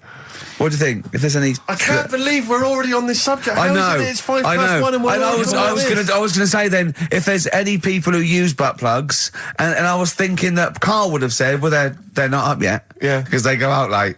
No, but But what is it? We're award-winning people. We've written a TV Not on show. It's radio, highly though. respected. Not on radio. We're rubbish on radio. I know, but We've got nothing to lose. I always say to you, Steve, that I like educating people and that. Now, the way I see it is I didn't know what they were. Let's phone to go. Someone know about butt plugs. All right, we'll get. No, to get them on. Get them on. Ask them. No, because they might say something dodgy. Oh! Yeah, whereas, what have we just been doing? Just take a chance. Take a chance and tell them not to swear. Well, you tell them. Okay. Right, Steve, do you I haven't got my headphones on. Hello, who's that? Hold on. Who, sorry? Nicholas. Nicholas, hello, mate. You're not going to swear, are you? No, I'm not going to Keep it clean. Yeah. Keep them keen. What were you calling about? I'm phoning about your plugs. About, not my plugs, but sure, plugs in general. What, do you know much about them? No, Are you a plug user yourself? No, I'm just thinking if maybe you've got some gay friends and you're spending the night at their place, you might want to use one. Right. What, you mean experiment with them, or...? No, so you can make sure they're not going to do anything while you're asleep. Could I suggest, just lock the door? I mean, that is easier to me. Can I make a bigger suggestion? That's probably the most homophobic thing we've had said on the show today. Thanks very much for your call. Right, okay, good. Well, that's why we shouldn't put people on the line. Just, without checking first. I think Carl's made a good point. That's the calibre of listener we've got. Carl, come on, what's the matter with you? Oh, Thorns. that's all. No blue sky. Beautiful, isn't it? And that you- great track. It's all right, yeah. Just had an email, yeah. That woman who opened the Office script could have her head cut off. Apparently. When a letter is posted, it becomes the property of the Queen until it reaches the person it was meant for. By opening it, she's committed treason and could be killed. I don't know if you're familiar with this story, Carl, are you? Go on. Apparently, some copies of the Office Christmas specials, scripts, got sent to the wrong address. Some woman. And, I don't know what you do in that situation. Normally, if I get mail that's not addressed to me, I just give it to the postman or put it back in the postbox. Radio 1 tried to speak to her, but apparently she's got a gagging order, which makes us think that she sold it to the Sunday. So right. we'll read it. We'll read the plot of The Office tomorrow in the Sunday papers, which ruin it for some people. Ruin it for a lot of people, yeah. But the other thing is, I mean, if it was sent to her, obviously her name wasn't on it. Oh. If that's true, in which case, I think that's quite a serious offence, isn't it? I would hope so. I mean, I would hope that, if I sent something in an envelope, it was... But the BBC, the BBC thinks that because the person they said it was meant to be sent to got his, he thinks maybe that's an excuse. Maybe someone gave her the script and said, don't say it came from me. Yeah. So, I don't know, maybe she's protected someone, I don't know. Yeah, well, I mean, if that is well, the case- either way, don't sell it to a newspaper. Well, It's just the kind of mercenary nature of it that I loathe. It's the fact that it's only just now makes me wonder if she had it there lying around in her house and someone said to her, well, why don't you go to the papers? Yeah. Try and flog it. But I just don't think she's going to get a lot for it, because people are going to see it soon. It's not like it's the Hitler Diaries. Well, Do you know they're what I not very well written. But I mean, I don't know. I tell you what I'm frustrated by. It's just the fact that it's like we've worked hard to give people some kind of pleasure for this Christmas, because a lot of people are very depressed, Rick, very low at this time of year. They've not got what they wanted. But we're trying to cheer them up, give them a bit of happiness. Yeah, but I think she'll be happy if she gets a lot of money. True. I don't know. I think it's just tacky, really. It's like, well, I just say, if you're a fan of the show and you don't want to know what happens, then don't read the Sundays tomorrow, or at least avoid it when it says we tell you what happens. But the papers might not ruin it. The papers might go, we've got them, but we're not going to ruin it for people. That'd be a nice gesture. Ideal. But I don't know. All I can say is it's a good job that I send out the prizes. Because that Michael Palin around the world in 80 days will be going to the person who won it. Yeah. And if someone else receives it, they better not try and, do you know what I mean, keep it. It should go to the winner. Yeah, exactly. That is a very good point. So, be warned. Don't open things that weren't addressed to you. Yeah. I did Pandora's that time, box. There's some sort of lesson there. Yeah. What happened? All the evils of the world, wasn't it? Pretty much. What? Yeah. Oh, don't try and explain brilliant. it to Carl. No, Pandora's box. Go on. Well, told not to open it, opened it, released all the evils that are in the world now. But did the person say if you open it, loads of evil will come out? It's not true. It's not true. It didn't really happen. It's not like evolution. It's not the truth. But you remember that? Yeah, you won't listen to some of my stuff. Like goldfish and stuff. No, it's not that we don't listen to it. It's that you would pass off how all the evils in the world got here. Because on Ananova it would be, Pandora opens box. Outcast. Hey Ya on XFM 104.9. I'm Ricky Gervais. With me, Steve Merchant. And over there, Karl Pilkington. Now we've got a new feature. Well, I don't know if it should become a feature every week, Rick. I'm not sure it's got legs for that. No. But maybe in the absence of Rockbusters. Basically, I was looking through the pigeonhole, and we got a lot of stuff sent to us. A lot of junk. Stuff we don't really want. And a lot of people, for some reason, they send us... Begging letters, a lot of that. We get sent a lot of CDs by people, bands, artists, who have not yet been signed. Maybe they've knocked something together in their bedroom. They got a band. And they just, for some reason, they want our feedback. They want us to sort of give them some thoughts on what they think, where they're going wrong, stuff like that. And I just thought, I was having a clear out, and I thought, why not just give them a little chance, Yeah. Just throw them a bone, Rick. Honest critique? Honest critique of some of the artists that sent us stuff. Okay, go these on are then. bands that have not been, they've not got a record contract. This is exciting. Okay, name the 3 bands Well, first. I'll tell you, we'll go through them individually, and I'll hear a little snatch, and then I'll get your opinions, both from you, Rick. I know you've been in the music business, you've got a good general knowledge of music, you've got good taste. Big time, and big also time. Karl Pilkington's views as well. Yeah. We know what to think of them. So this first band is called Kellerton Road. I'm sure they're very excited. As I said their name then, they probably can't believe it. They're phoning each other now. They're getting so excited. All friends are phoning them now. Yeah, Turn your exactly. phone off. They can't people in believe this they're band. You don't want to... Yeah. Well, okay, then Kellerton Road. Kellerton Road. Play a track from them. So that's Kellerton Road. I think that's a track called Secretly. And looking on the back here, there's 6 of them in the band. They all pretty much look the same. They've got the long hair, the usual sort of look. What do you make of them, Rick? All right. Yeah? Quite like that? Good, yeah. I mean, bit generic. The chorus was a little bit simplistic. I like good production, good Yeah. good Reminds you of musicianship. something maybe like the Thrills, that sort of thing. Yeah. I mean, yeah, good. Jukebox or junk box? What's a junk box? It's just, I'm just trying to make it sound snappy. Jukebox or junk box? Don't, because you haven't got it. Don't ever stick to what you're good at. Okay. What, being sexy? Just sort of watching Doctor Who and stuff. You like that, don't you? Yeah, I love it. Okay, then right. What's the next one? So, well, let's just ask Karl Pilkington's opinion. Karl, what were your thoughts? Yeah, it's all right. Yeah? That's it, is it? Yep. Is that why you're no longer right for the enemy? Go on. So what's this next one you've got for us then, Karl? Toffee. Toffee. It's called Born Depressed. Oh dear. Brilliant. Is it about you? There we go, I Toffee. quite like that. Yeah? I sort of bit glammy, bit underground. Yeah. What do you make of the name, Toffee? I don't like the name. It's not great, is it? No, but I quite like that track. Quite like the track. I'm If just that's looking at the representative. CD, they've made it themselves, and basically the band feature on there completely nude. Oh. What do you... Well, we know what we think of that. What do you think of that, Carl? I'm not happy with that. Let's have a look, though. Have a look there. That's no point, is it? There's quite a lot of blokes and there's one naked lady. Oh, just having a look, though. Yeah. What are you looking at the blokes? What are you looking at? Why are you looking at the blokes?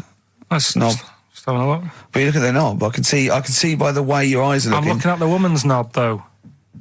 Well, she won't be happy with that. No, that's a bloke, Carl. Yeah, that's where you've been going wrong. Yeah, that's the woman. Yeah, Yeah, that's what I was looking at, that one. The woman's knob, so that's all right. yeah, good. So Rick, hit parade or shit parade? I don't know if it's going to be. I don't think it's going to be a hit yet because I haven't got backup. But I think we're looking more about whether they get A record deal. Do you think they deserve one? Yeah, thumbs up for both of them. Okay, excellent. Well done. All right, well done. And Carl, play the last one then. What did you make of it? Sorry, we didn't ask your opinion. We weren't interested. Like to see him on CD UK. Just like that on the CD cover. Okay, okay. And this Right. last act, I think, is this right? Picture Centre? Yeah. Picture Centre. Picture Centre. My favourite. You like that? Yeah, that's my favourite out of all of them. Good. There's a bit of Amy Mann in there. A little bit Cocteau Twins. Yeah. No, really good. I really stuff. like. Really good. Really intriguing. That. Karl Yeah. Pilkington? Yeah, it's all right. If you didn't like it, what would you say? It's weird though, isn't it, music? No, do you know what I mean? It's like, it depends what you're doing. Do you know what I mean? That's alright. If you're just having a game of crib or whatever, it's just on in the background. That's the thing with music. I don't think you can sort of slag any of it off.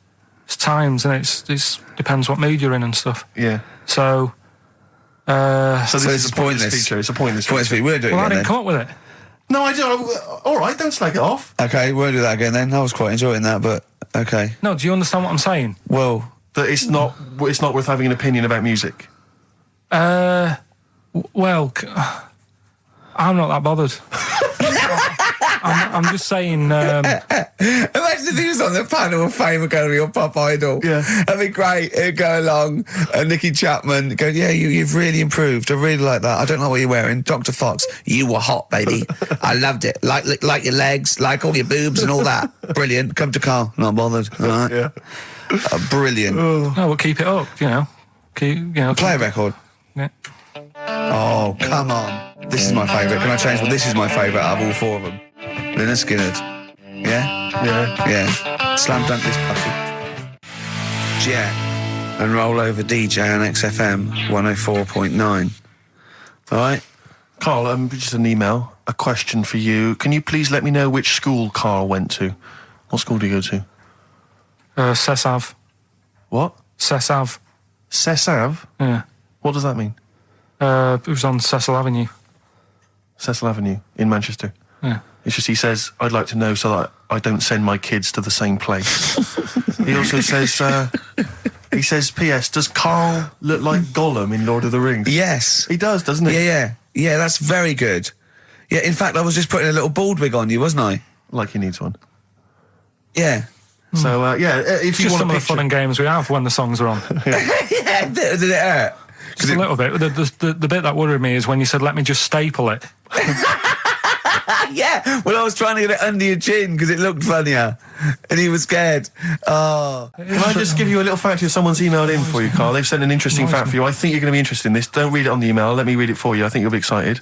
An interesting fact from Carl. That's from Toby.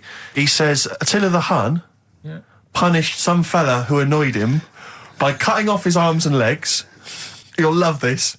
And stitching his arms back where his legs should be, and vice versa. Look at his face. Look at the little smile that's just cracked on his lips. That is the kind of fact you've been waiting for all day, isn't it? So go on, again, so... Attila the Hun, right? Some guy he didn't like. He cut off his arms and his legs, and he stitched his legs on where his arms should be, and his arms where his legs should be. Look at him looking at his body, trying to picture it. Yeah. I'll let it sink in for a little while, then I'll ruin it for him. Carl, what are you thinking? I'm just picturing it. Well, he would have died.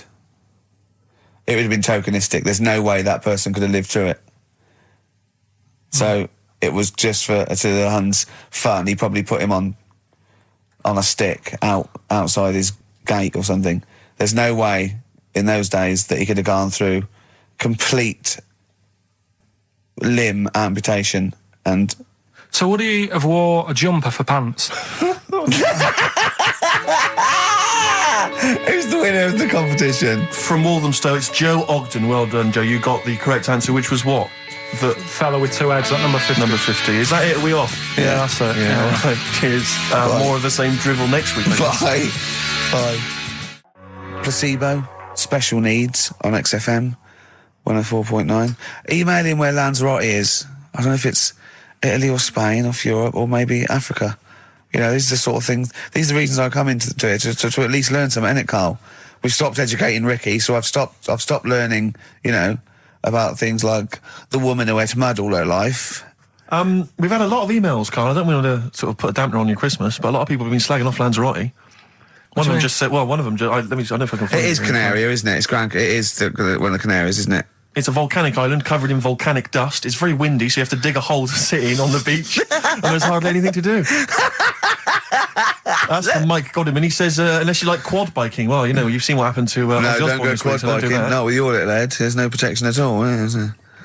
I don't know what you're thinking. I don't know. At least Rick Mann and Ozzy had lots of hair. Yours would you'd be like Humpty Dumpty. It would crack like a little egg. And then we'd seen, there's no kings or kings horses. So, Well, they couldn't do the job anyway. No, shouldn't really send them. They're not really qualified. Horses not equipped to put send back an a egg medical man like Neil Fox in yes. to mend but not eggs. some kind of military horse. I bet he's had egg on his face a few times, hasn't he? What, Foxy? Yeah. Most of the series are Pop Idol. Right, Carl.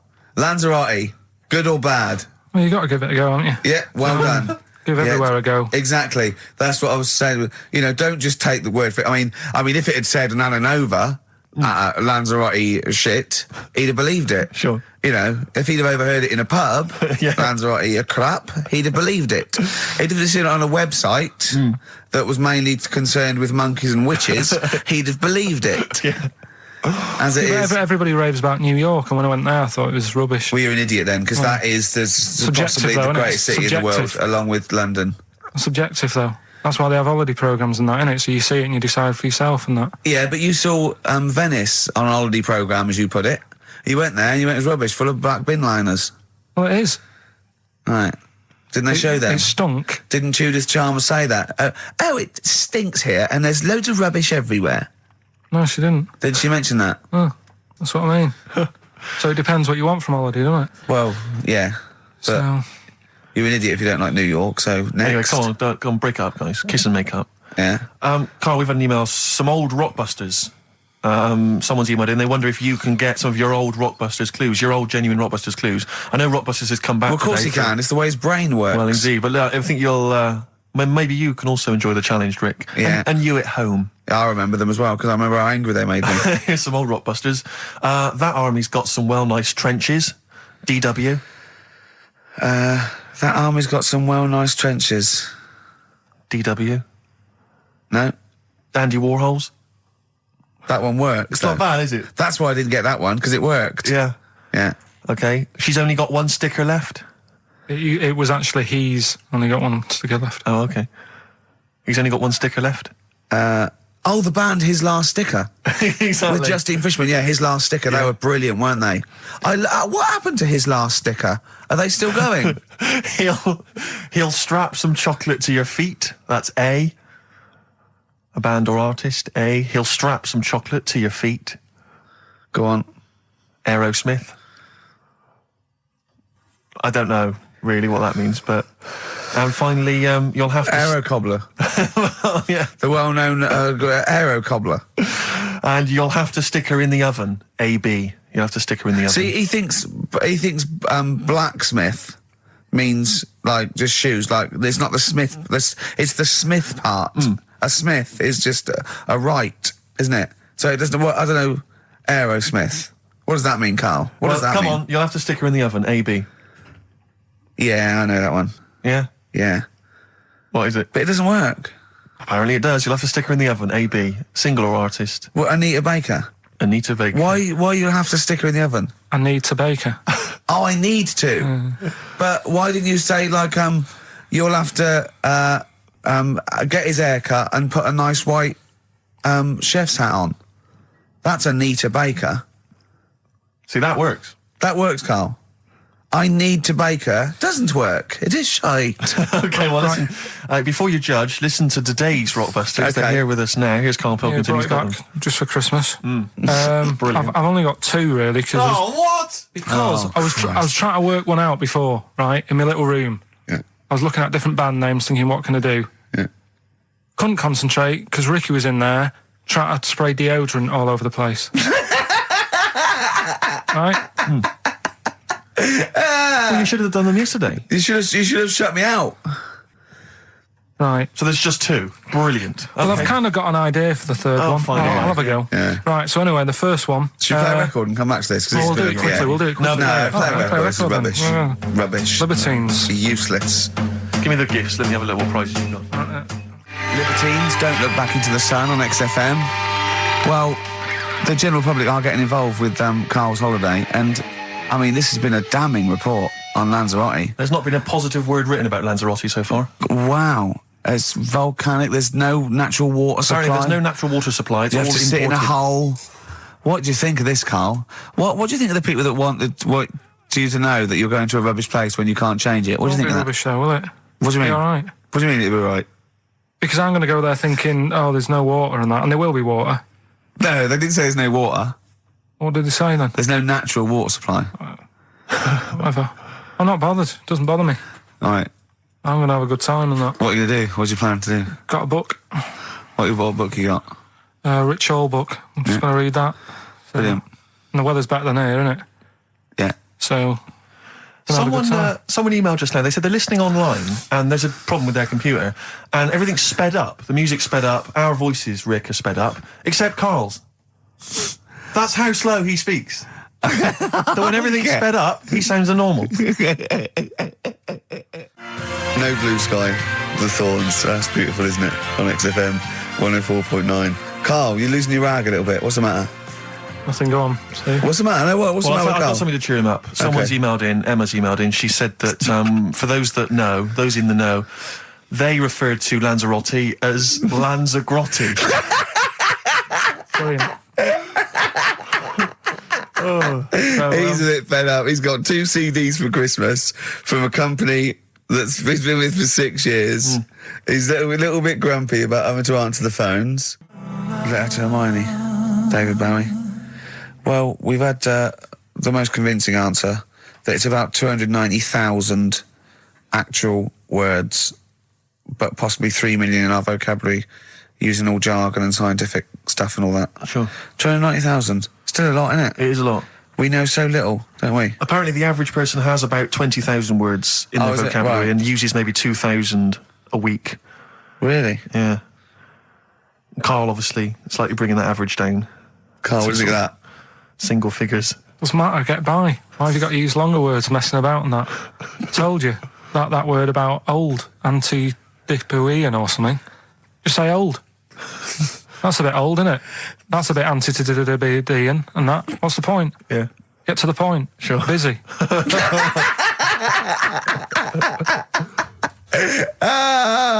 Right, okay. Are you in a film this week, Carl?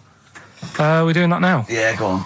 Get it over with. Hang on a minute then. Get it over with. Let's get this show over with. We can go home. You can go off to Lanzarote and sit on some ash. Some charcoal. He's not happy about that. That's annoyed him. The listeners have all ganged up on him. Yeah. XFM giving him 2 CDs. We've had more calls for his resignation this week than ever before. What do you think of that, Carl? What do you mean? There's another reason. Do you know what I mean, though? Because he's grumpy. He's not just giving it. He goes, well, I can't help it, can I? I don't want it.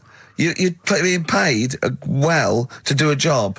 People have tuned in to be entertained, to have good songs. Me and Steve are working here. I'm pressing the buttons. I'm paid to press the buttons. That's what I'm doing. Has every CD started on time? Then why would they give you Monday off if you just paid to press the buttons? Don't get every other Monday off, do I? So have you stopped doing that now, have you? Well, yeah. Why? Because there's work to do in that. I'm not moaning about it. Let's get on with it. Blur on XFM 104.9. I forget the name of that track, but it's good. Good song. Thanks very much. Oh, good song. Yeah. Oh, right. I just thought you were complimenting giving his opinion. Right, Yeah. go on. The what? Are we still on the air? Yeah. What are we doing? Merry Christmas. We got someone on the line. Oh, right. He's here. Who's that? Ricky, Yeah, go on. it's Jonathan. How are you? Good. It's only TV's Jonathan Ross. Ross, turn your radio down, you idiot. I'm here. I like to. I haven't got the radio on. What are you talking about? We can hear the feedback. Well, I haven't got it. It's not my fault. It's your incompetent radio station. And also, didn't you hear? We said don't call in. We don't want to speak to the listeners. I'm I'm not a listener. I'm a visitor to your shores. I'm special. You know that full well. I know you're special. Right. Yeah, exactly. What have you got a name for the band? Yeah, you ready? Yeah. Blump. Blump. B-L-U-M-P. I tell you for what, you can't have a normal word. If it's the monolith band of all time, if it's the big, you can't have a regular word. It doesn't make sense. How can you have a regular word? All these ideas you've come up with are rubbish. You need a word which only stands for that one thing. No one's heard it before. No one will use it again. Blump. I can't help but feel that that's a more appropriate name for maybe one of Ricky's bands. I love seeing that picture of him in that band. You see it everywhere these days. He was like a girl. He was like a little girl in a suit.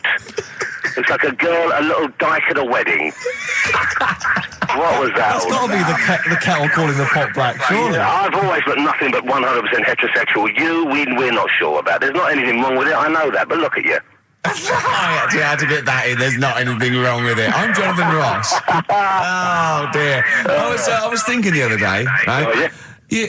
The Comedy Awards. Yes, sir. You didn't have to say some awful things about poor celebrities, poor has-been celebrities with coke addictions and fat lips and faces that where surgery's gone wrong and everything.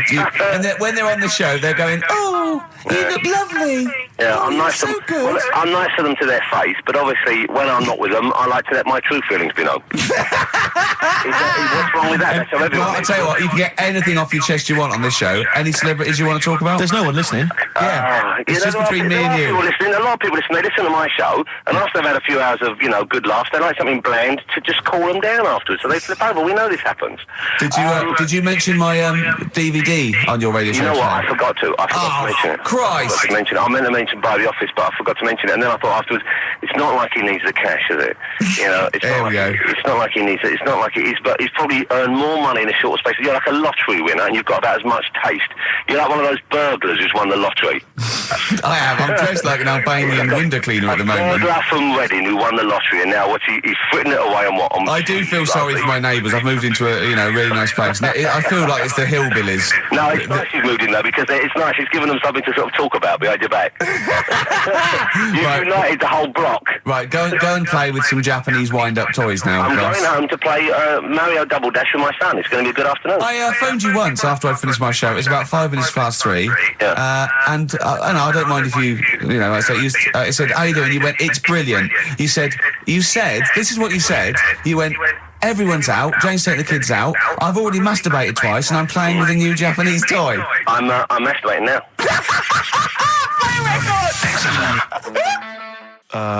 Kings of Leon, Wasted Time on XFM 104.9. Sorry, I was sidetracked there by just some of the band names. Now listen, I want to put in two of my own. I want to win that pile of tat out there, right? I've got two names here, okay? We should just remind people in case they've just tuned in.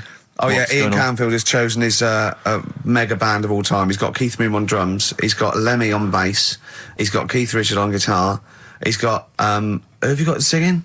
Robert Plant. Robert Plant. And their manager is Vance. But he needs to announce them at Wembley Arena. They're already sold out. They're at #1 in the album charts. They're the greatest rock band of all time. And I've got two suggestions. Okay. What about this? Please welcome to the stage. Tungsten lung hemorrhage. Yeah, good. Yeah? Please welcome to the stage. God dildo. God dildo, interesting. Nice juxtaposition there of God, the almighty creator, and a dildo. Nice use of some contrasting imagery there. Yeah. Powerful and topical. Tungsten lung hemorrhage. Yeah. We've had a couple also on the email.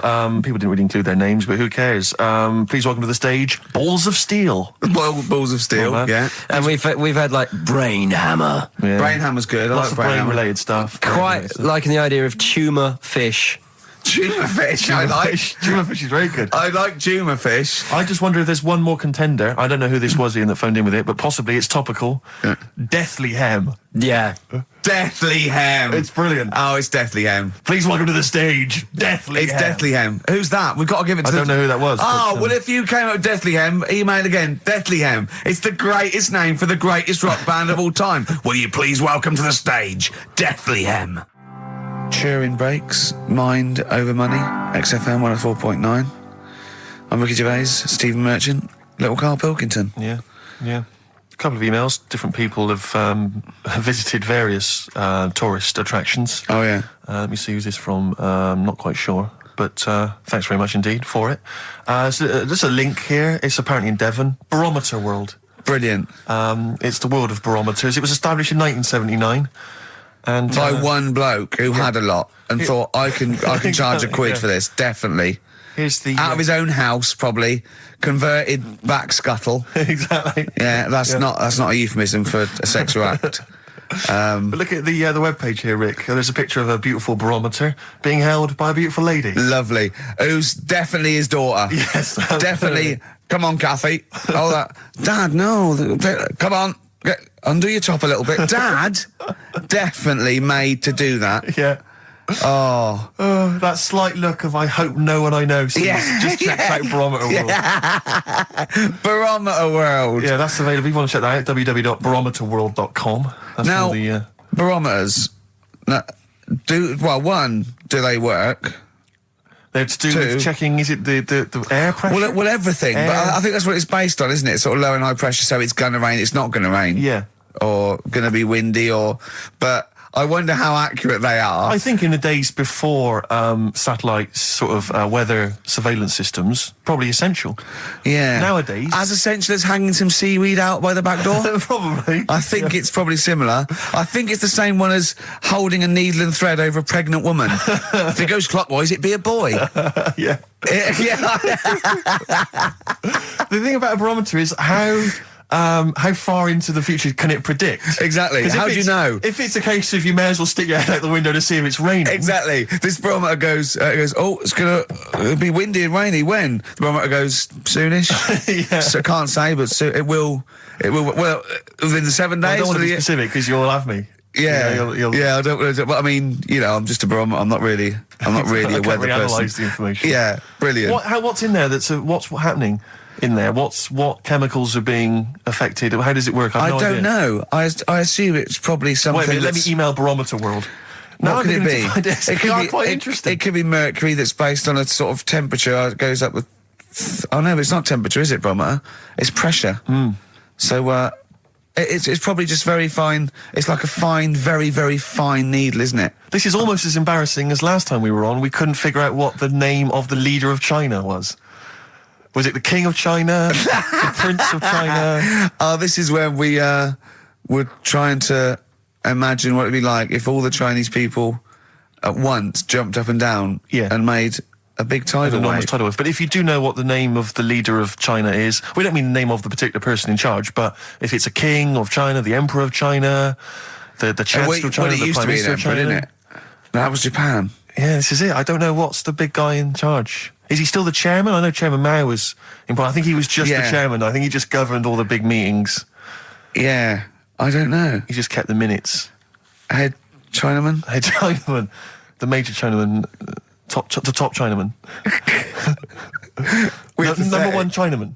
Do you know what? We're going to be honest here. We know so little about China. It's true. We know so little about China. Yeah. It's embarrassing. But if you've got any interesting facts about China, then email in ricky.gervais@xfm.co.uk. Also, I imagine the email address to use if you're going to take part in this week's Rockbusters. I did read an interesting fact. I'm researching. I'm doing a show called Politics, and I was researching. And there's a thing about sweatshops. Yeah, no, sweatshops. Like Nike. There's these facts, right? And these people get like a few cents an hour, and the CEO, I forget his name, for a Chinese woman to earn his 5.2 billion. She'd have to work 8 hours a day, 7 days a week for 10,000 years. But Steve, they don't. They don't. They don't. They obviously don't want to. Exactly. They don't want to. They don't want to. Lazy, Rick. Blur. Out of time on XFM. Well, we're not out of time. We've still got an hour left, boys. Hey! Luckily. Brilliant. A lot of emails, obviously, about the Chinese. People as fascinated as we are. I don't want to discuss it, interminably, Rick, because there's so much to say, and we've said most of it in the past. Yeah. Get a couple of emails. In fact, I think, Carl, you told us this information. Remind me of it again. If all the Chinese people in the world were in a line on that, because there's loads of them, you'd never get to the end of it. Right. No, it's not that. If all the Chinese people formed a line and started walking out of China, you'd never get to the end of it. That's what I just said. No, it's because though, they'd be having babies. You know what I mean? Still, it'd be adding to it all the time, wouldn't you? But would they be walking and shagging and having babies as they're walking out? Yeah, that is. I'd love to see someone organise that. Maybe the Record Breakers team. I'll tell you what, I'd love to see Ross McWhirter or Norris, who is it? Who's the one that's alive? I forget, Norris, I think. Norris, right. I'd love to see him to coordinate that. Yeah. 1.2 billion little Chinese fellas. Boy, girl, boy, girl, boy, girl. Yeah. And where are they walking out of China? Which exit are they taking? They're taking the... Through Tibet? Or? I think it's the Gate 9 Slip Road, the M43, right. to St. Petersburg. Right. And they go, and walking and shagging. Yeah, exactly. Yeah. Because some presumably are dying as they're leaving. No, but they live to 120. That's true. So they claim. So, wow. We know Carl's theory on that. Do you want to just tell new listeners your theory about when all these Chinese people get the records for oldest people in the world? Come on, what's your theory, Carl? Leave it. Carl, just that they're probably lying. Why? That's all. Because a lot of them don't age that well. Some of them do. A lot of them don't, and they always look older than they are. I read the other day, right? Do you know the one who was the oldest woman in the world, right? Chinese woman, right? The way she did it, it was. She didn't die. That was her secret. Yeah. What she did, she got up every day and didn't die. No, she was like awake and that, and then she'd have 2 days just sleeping. Right. So she wasn't really that old. What do you mean? Well, she'd only sort of lived half of her life in a way. Well, we all live 2/3 of our life, don't we? No, but she was like awake and that, and then she'd go, I'll go out of bed, and then that'd be it for 2 days. Carl, you're a second-time buyer, aren't you? Yeah. Bought one in Manchester. Lost $7,000 on that one. Well, don't buy in Manchester. No, it's a good flat. It's just it wasn't. I didn't buy it to sort of make money. I thought I was going to be living there like all my life, and then a job came up here, and it was like, oh.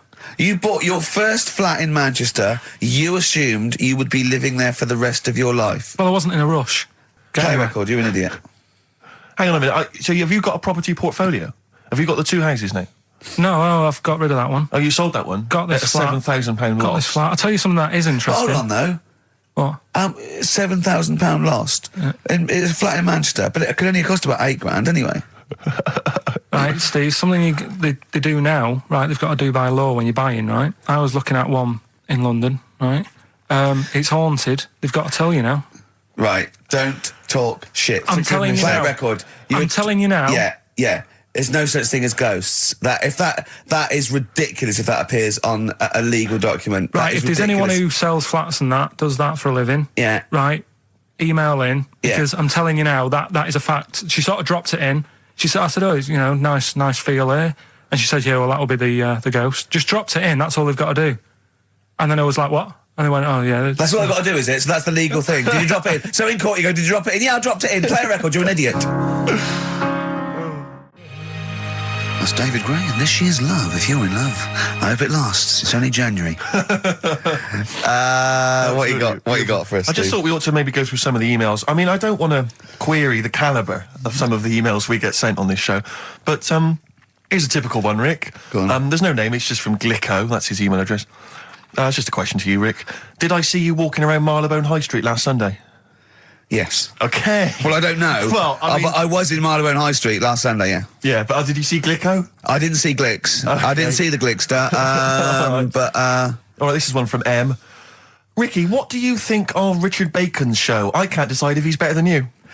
Nor can I. Any thoughts? Nor can I. I can't help her out on that one. Sure. That's a really personal thing. She's got to dig deep. She's got to look at both of us. She's got to find out what she likes. Yeah. And then whether I provide more of that than Baker's. Yeah. I mean, Baker Foyle's brilliant. Yeah. I'm not going to put myself up against him, so I can't help you. Next, Steve, next. Well, there's a lot of emails last week which were saying how much they enjoyed the Christmas specials. Thank you very much for that. It's very flattering of you. There was also a couple. There was one that it was a guy. I'm sorry that I think I might have deleted it. But, I should have sent a reply, because there was a guy from Canada saying if there any chance you're around in March, whether you could pop in and have a surprise birthday dinner for his wife. Oh, God, why don't you keep that? I know, sorry about that. I can't let it go now, can I, you idiot? Okay. I really apologise for that. Yeah. There's also, this is interesting, this is more for Carl, really. It seems unlikely. Is it from a doctor saying you're an idiot? We've got plenty of those. I tend to delete them. Okay, all right, yeah. Look at his face. No, it just says, don't like to complain, but I won the film competition about 5 or 6 weeks ago, and I haven't received my prizes. Oh dear, that's all Carl has to do on the show. We provide the chat, the records, the light entertainment. I mean, the glamour. Strokes of comedy genius. All Carl has to do is send out the prizes and say there was a monkey that was a bank robber at 5 to 3. Yeah. What's your excuse, Carl?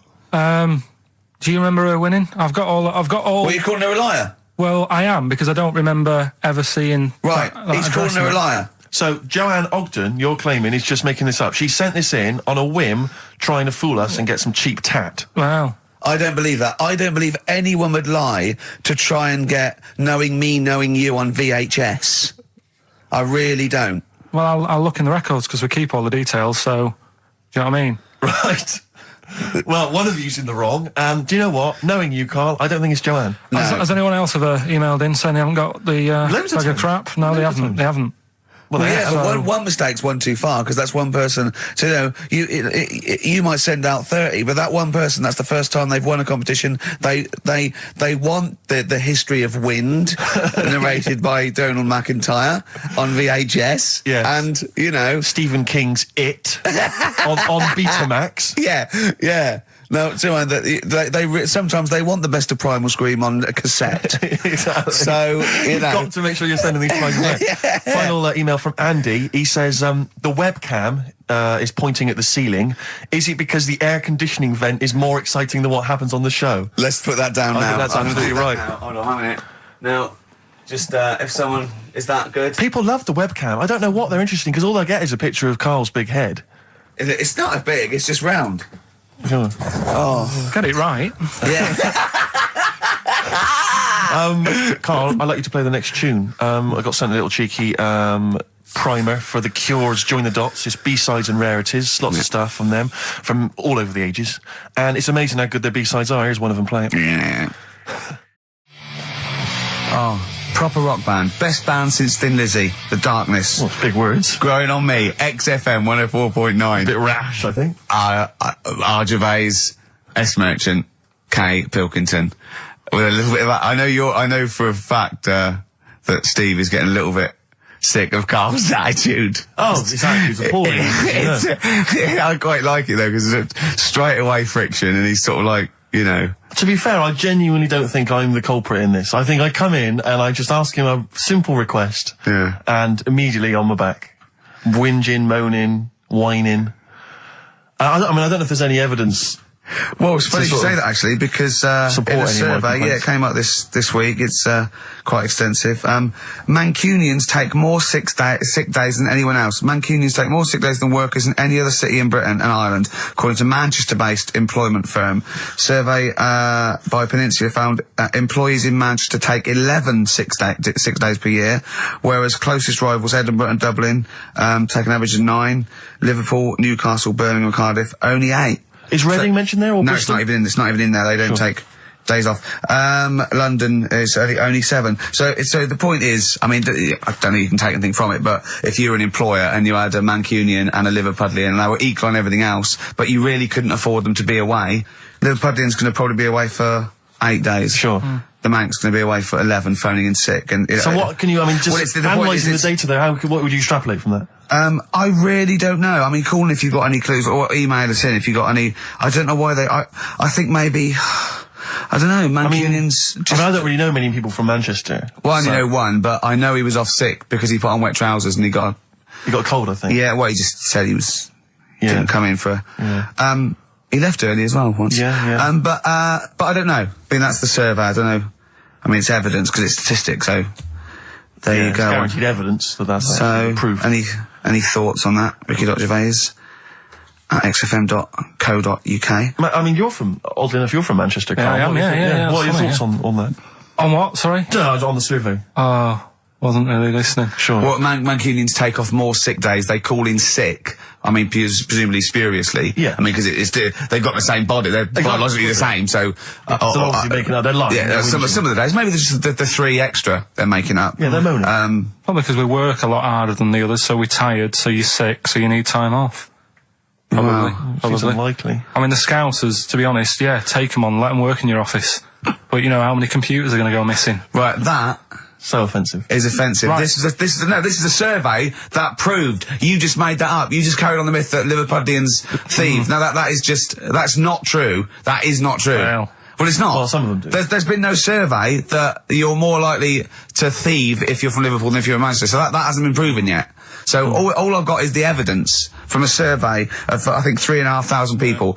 It's proof that Mancunians take off more sick days. XFM 104.9. This is April Come She Will by Simon and Garfunkel.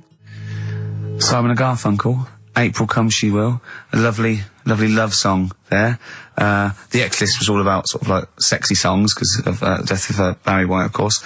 And Carl and Steve having a little argument. Steve said, well, there are such thing as sexy songs, of course. Carl says, I can't understand it. How can something be sexy? How can you woo a woman with a song? Steve went, well, you don't woo them with it, you just put it on the background. Carl said, stick the telly on. Stick the telly on. I love that. You don't believe there's any such thing as a sexy song, is that right? I don't think it can get you in the mood. You know what I mean? Right. You're either in with a chance or you're not. I don't think it matters what song you put on. Well, I don't think it ups your chances. I don't think if you it does. If you put Channel 5 on a Friday night, right, see a little bit of that action, gets anyone going. It's worked for me, and that's all. What's that, when pets go mad?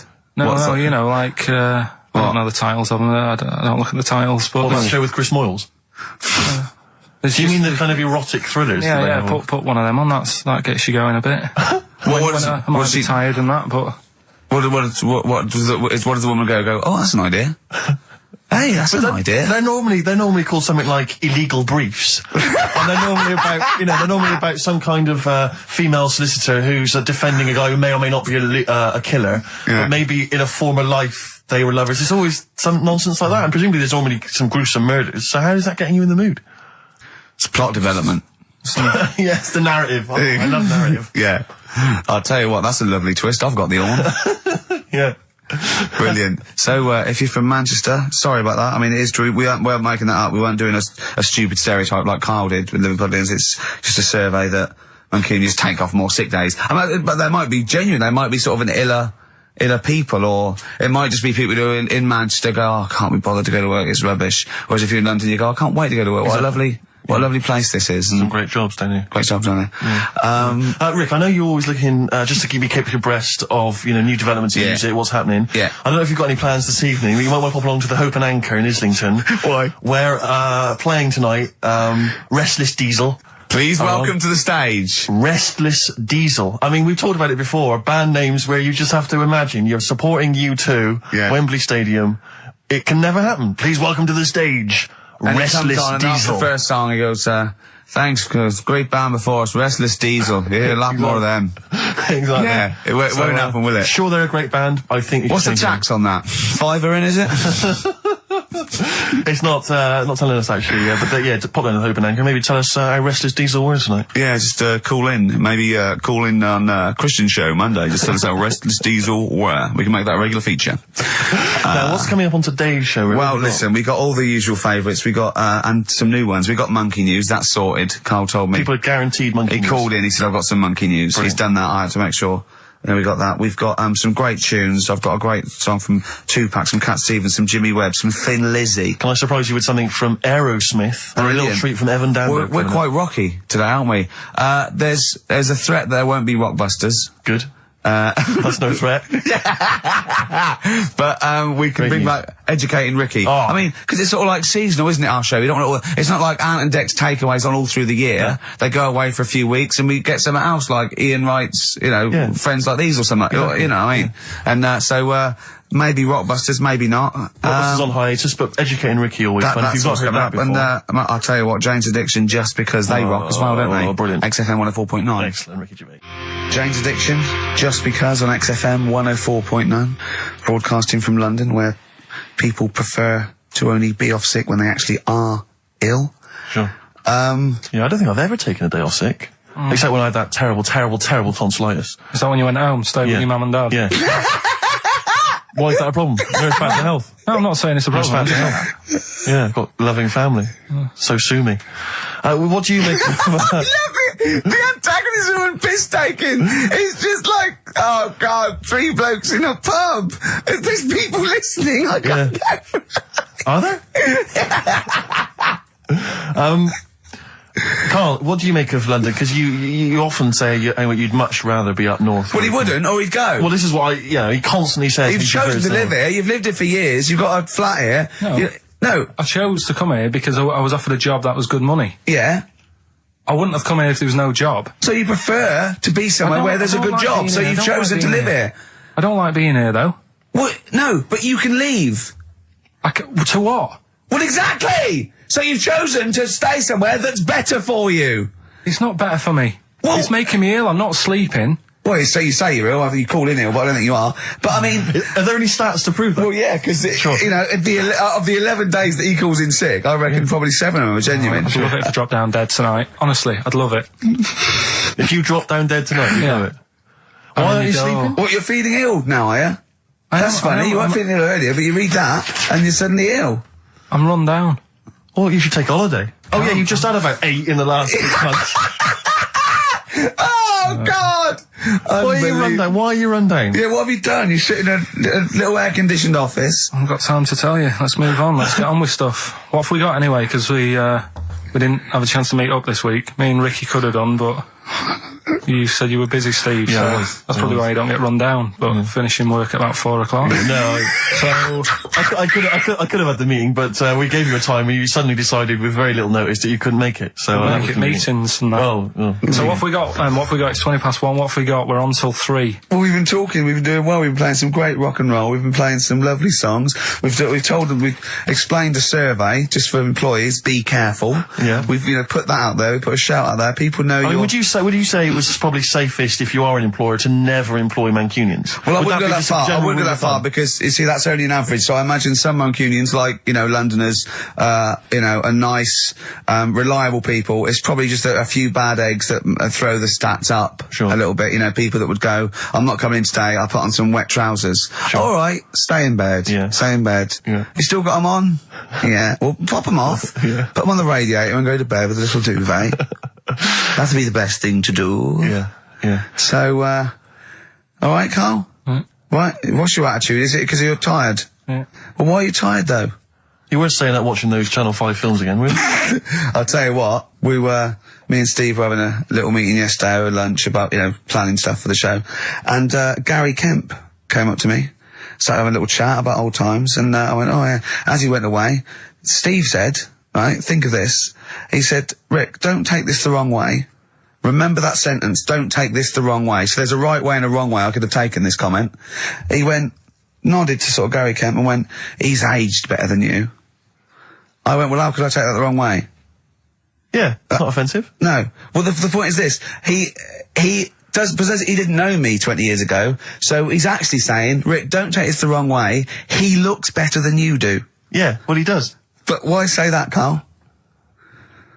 What? Did you really say that? Yeah, although, can I just backtracking for a second? I love the fact you said you bumped into Gary Kemp and you reminisced about old times. What old times did you share with Gary Kemp? Well, no, he came up and said, did we drop the pops together? I went, no, I did Razzmatazz. I said, oh, we did Razzmatazz. I think he was thinking, had he ever met me before? But he hadn't, because we hadn't. That's what I meant. Yeah. And, but if you had to make an objective analysis... I wouldn't. I think that's out of order. Sure. I mean, you're always slagging me off, but apparently you can't make a value judgment on something else. No. I wouldn't do that. Well, because you're morally all over the place. You don't know where you're coming and going. Believe it. Sure, you should hear what I say about you behind your back. So, would you say you're better looking now than you were? Or... Than I'm what? Would you say you're better looking now than you were? Than I was when? Well, like, you know, have you aged well? Yes. You've aged well? Yeah, I've kept my looks. Bit of Dando? Bit Evan Dando, this would be lovely, yeah. Evan Dando on a track called All My Life. That's beautiful. Yeah. I can't get enough of that. That's brilliant. Great stuff. Adverts? XFM. Radiohead. Go to Sleep. That's good, isn't it? On XFM 104.9. Brilliant. Great DJing there. Well, I haven't heard it before. Good, isn't it? Yeah. No, it was good. It was very good. It was very good. I was watching cable TV. I do a lot of that. And there's an advert I've noticed. It reminded me of the sort of adverts you used to see when I was a kid. It's one of those attempts to kind of educate young people. But doing it in... Yeah. Yeah. It's on MTV, but it's one of those things where it's clearly been made by people who are in their mid-40s. Who have never been cool. Yeah. Who've been working really hard to get into TV all their lives. And now are trying to appeal to, you know, funky and possibly wayward young people. Yeah. And it's kind of... Nerdy wows. Yeah, exactly. And it's a kind of stunning model, and two of her stunning model friends, but they're just a couple of average girls, you know, going about their business. And, you know, it says something like, it's all shot very funkily, like a kind of, you know, lock, stock and two smoking barrels kind of thing. And it's a girl, and she's just grooving along with her friends, and it's kind of like, the captions are things like, you know, Isabella's 17. She's cool, she's quite funky, she's got these great friends, and they're sort of hanging out, laughing. and she just pops into a tattoo parlour. Sure. Why not? Her friends are like, what are you doing? But she just goes in, she has a tattoo done, and it sort of says, she's wild, she's crazy. She lives life as she sees it. She takes every day as it comes. She's not tied down or anything. Da-da-da-da-da. She doesn't smoke cigarettes. Yeah. So it if just you says, think don't smoke she's cool, cigarettes. If you think she's if cool. you think all this is cool, then you probably won't want to smoke cigarettes. Exactly. If you want to be cool, then like don't. Isabella or whatever her Except name the is. thing with that is that people watching that, the youth watching that will go, well, Bill at my school, he smokes and he's cool. Exactly. Yeah. Well, this is the problem with it. Yeah. It's not that the impulse is wrong. The message is fine. It's just this thing. I can't imagine those things ever working with young people, No. with youths. It's like when what was it? What it will do is that you'll get a lot of 13 and